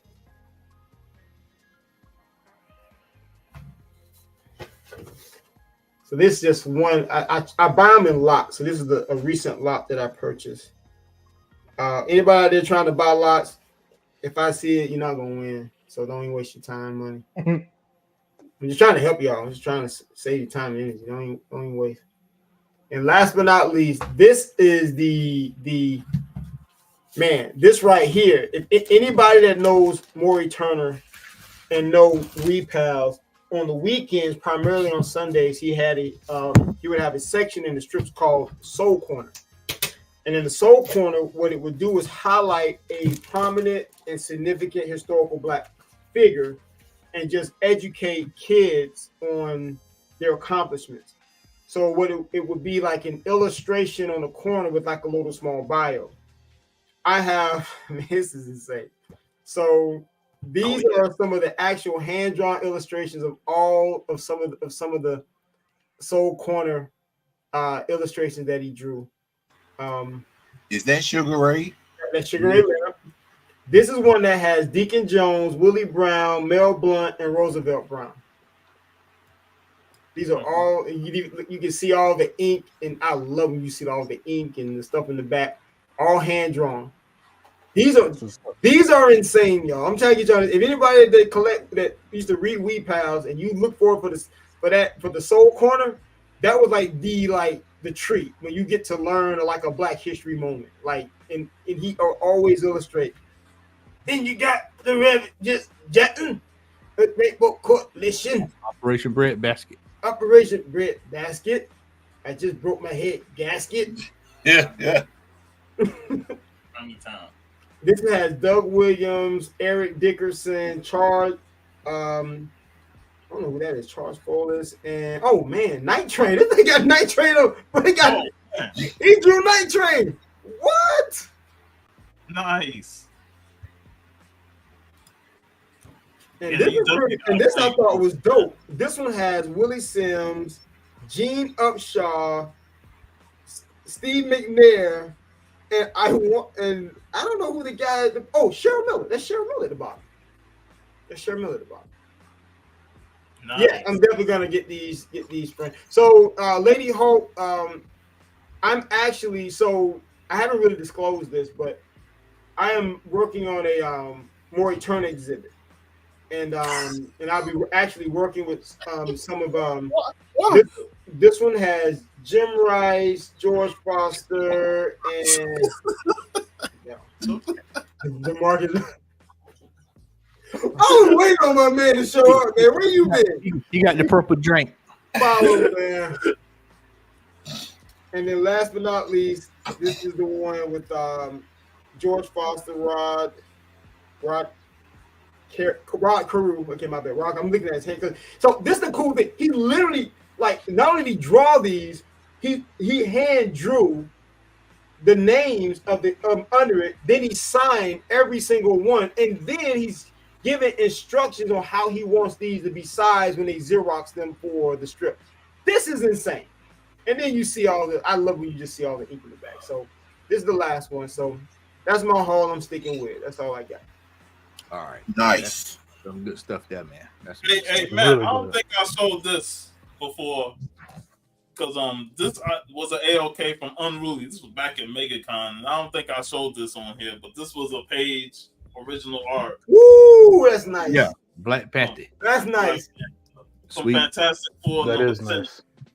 I had 4 frames, but then this is long enough that it didn't fit the frames that I purchased. So I gotta get another different size frame. But yeah, shout out to Unruly Simeon for this original art. Sweet. All right. Well, y'all better get y'all popcorn. Let me tell y'all right now. Y'all better get y'all popcorn right now. We'll start this off with the Spanish version of Game of Death. Movie poster. Wow. Straight from Spain. There it is. All right. Yep. We have a rare cover appearance of Josephine Baker. Whoo, man. Oh, that's what's up. That's insane. That's insane. We have a newsstand edition of Jet magazine. Jet Mag. With Vanessa Williams. That's crazy. Hey man, take a sneak peek at the beauty of the week. For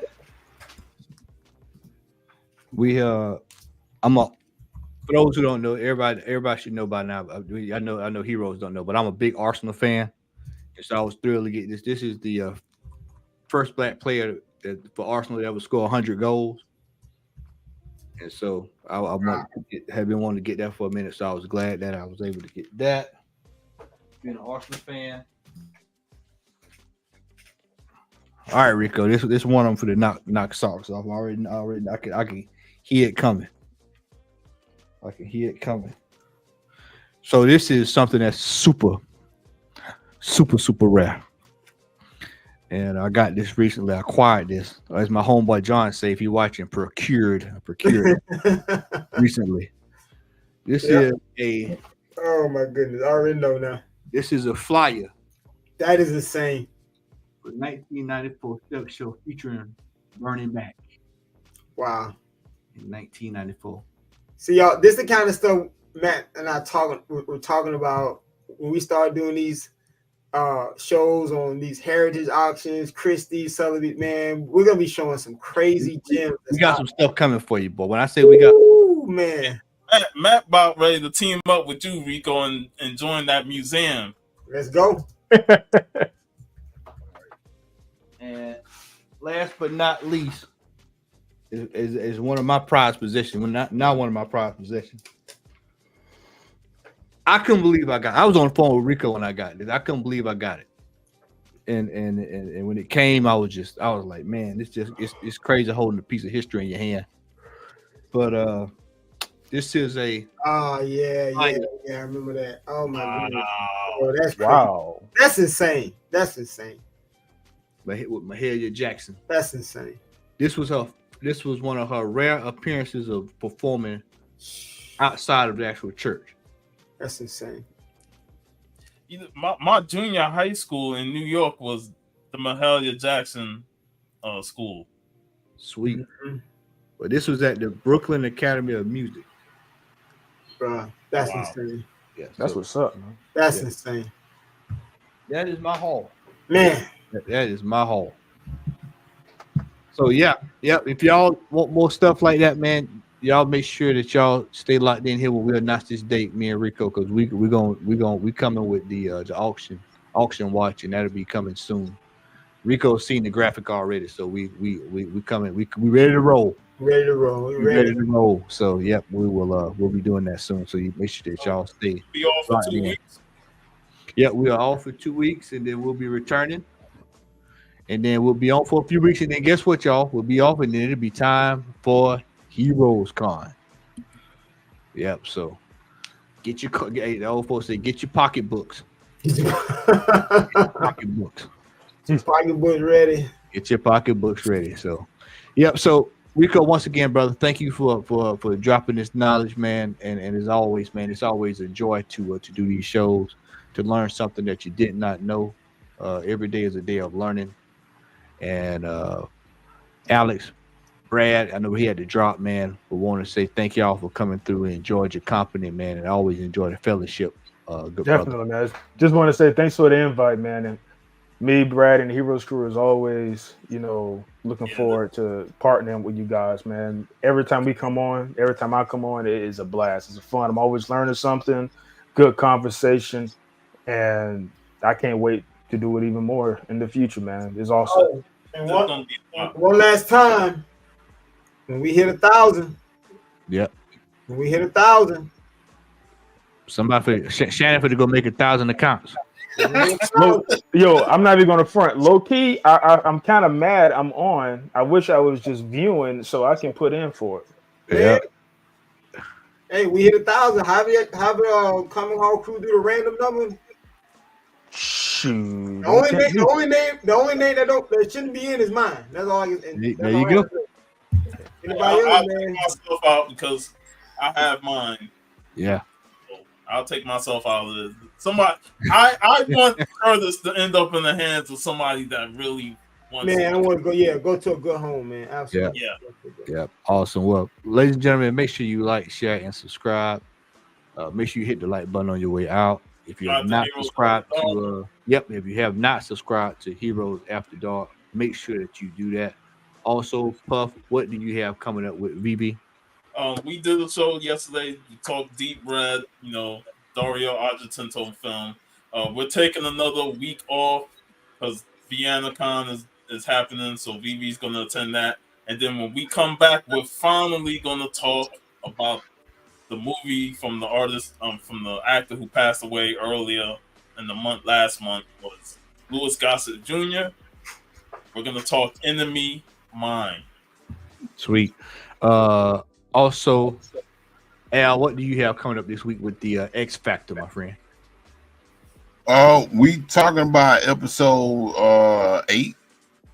Sweet. Now, one thing I will say, if it depends on Larry, if we're gonna be off next week, then we may occupy that space with the X Factor. I gotta check with him. I don't know if he's in the chat or not, but if we get coordinated, we'll be talking about episode 8 on next Saturday.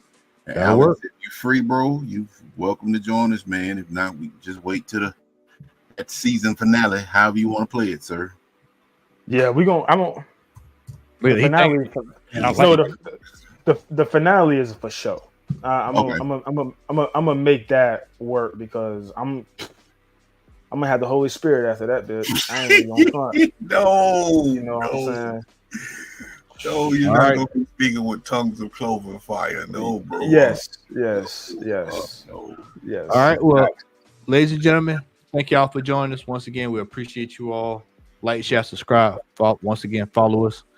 And we are out. Peace. Have a good night. Yes, the X-Men have won, but only for now. Magneto is still out there, waiting, planning, plotting the destruction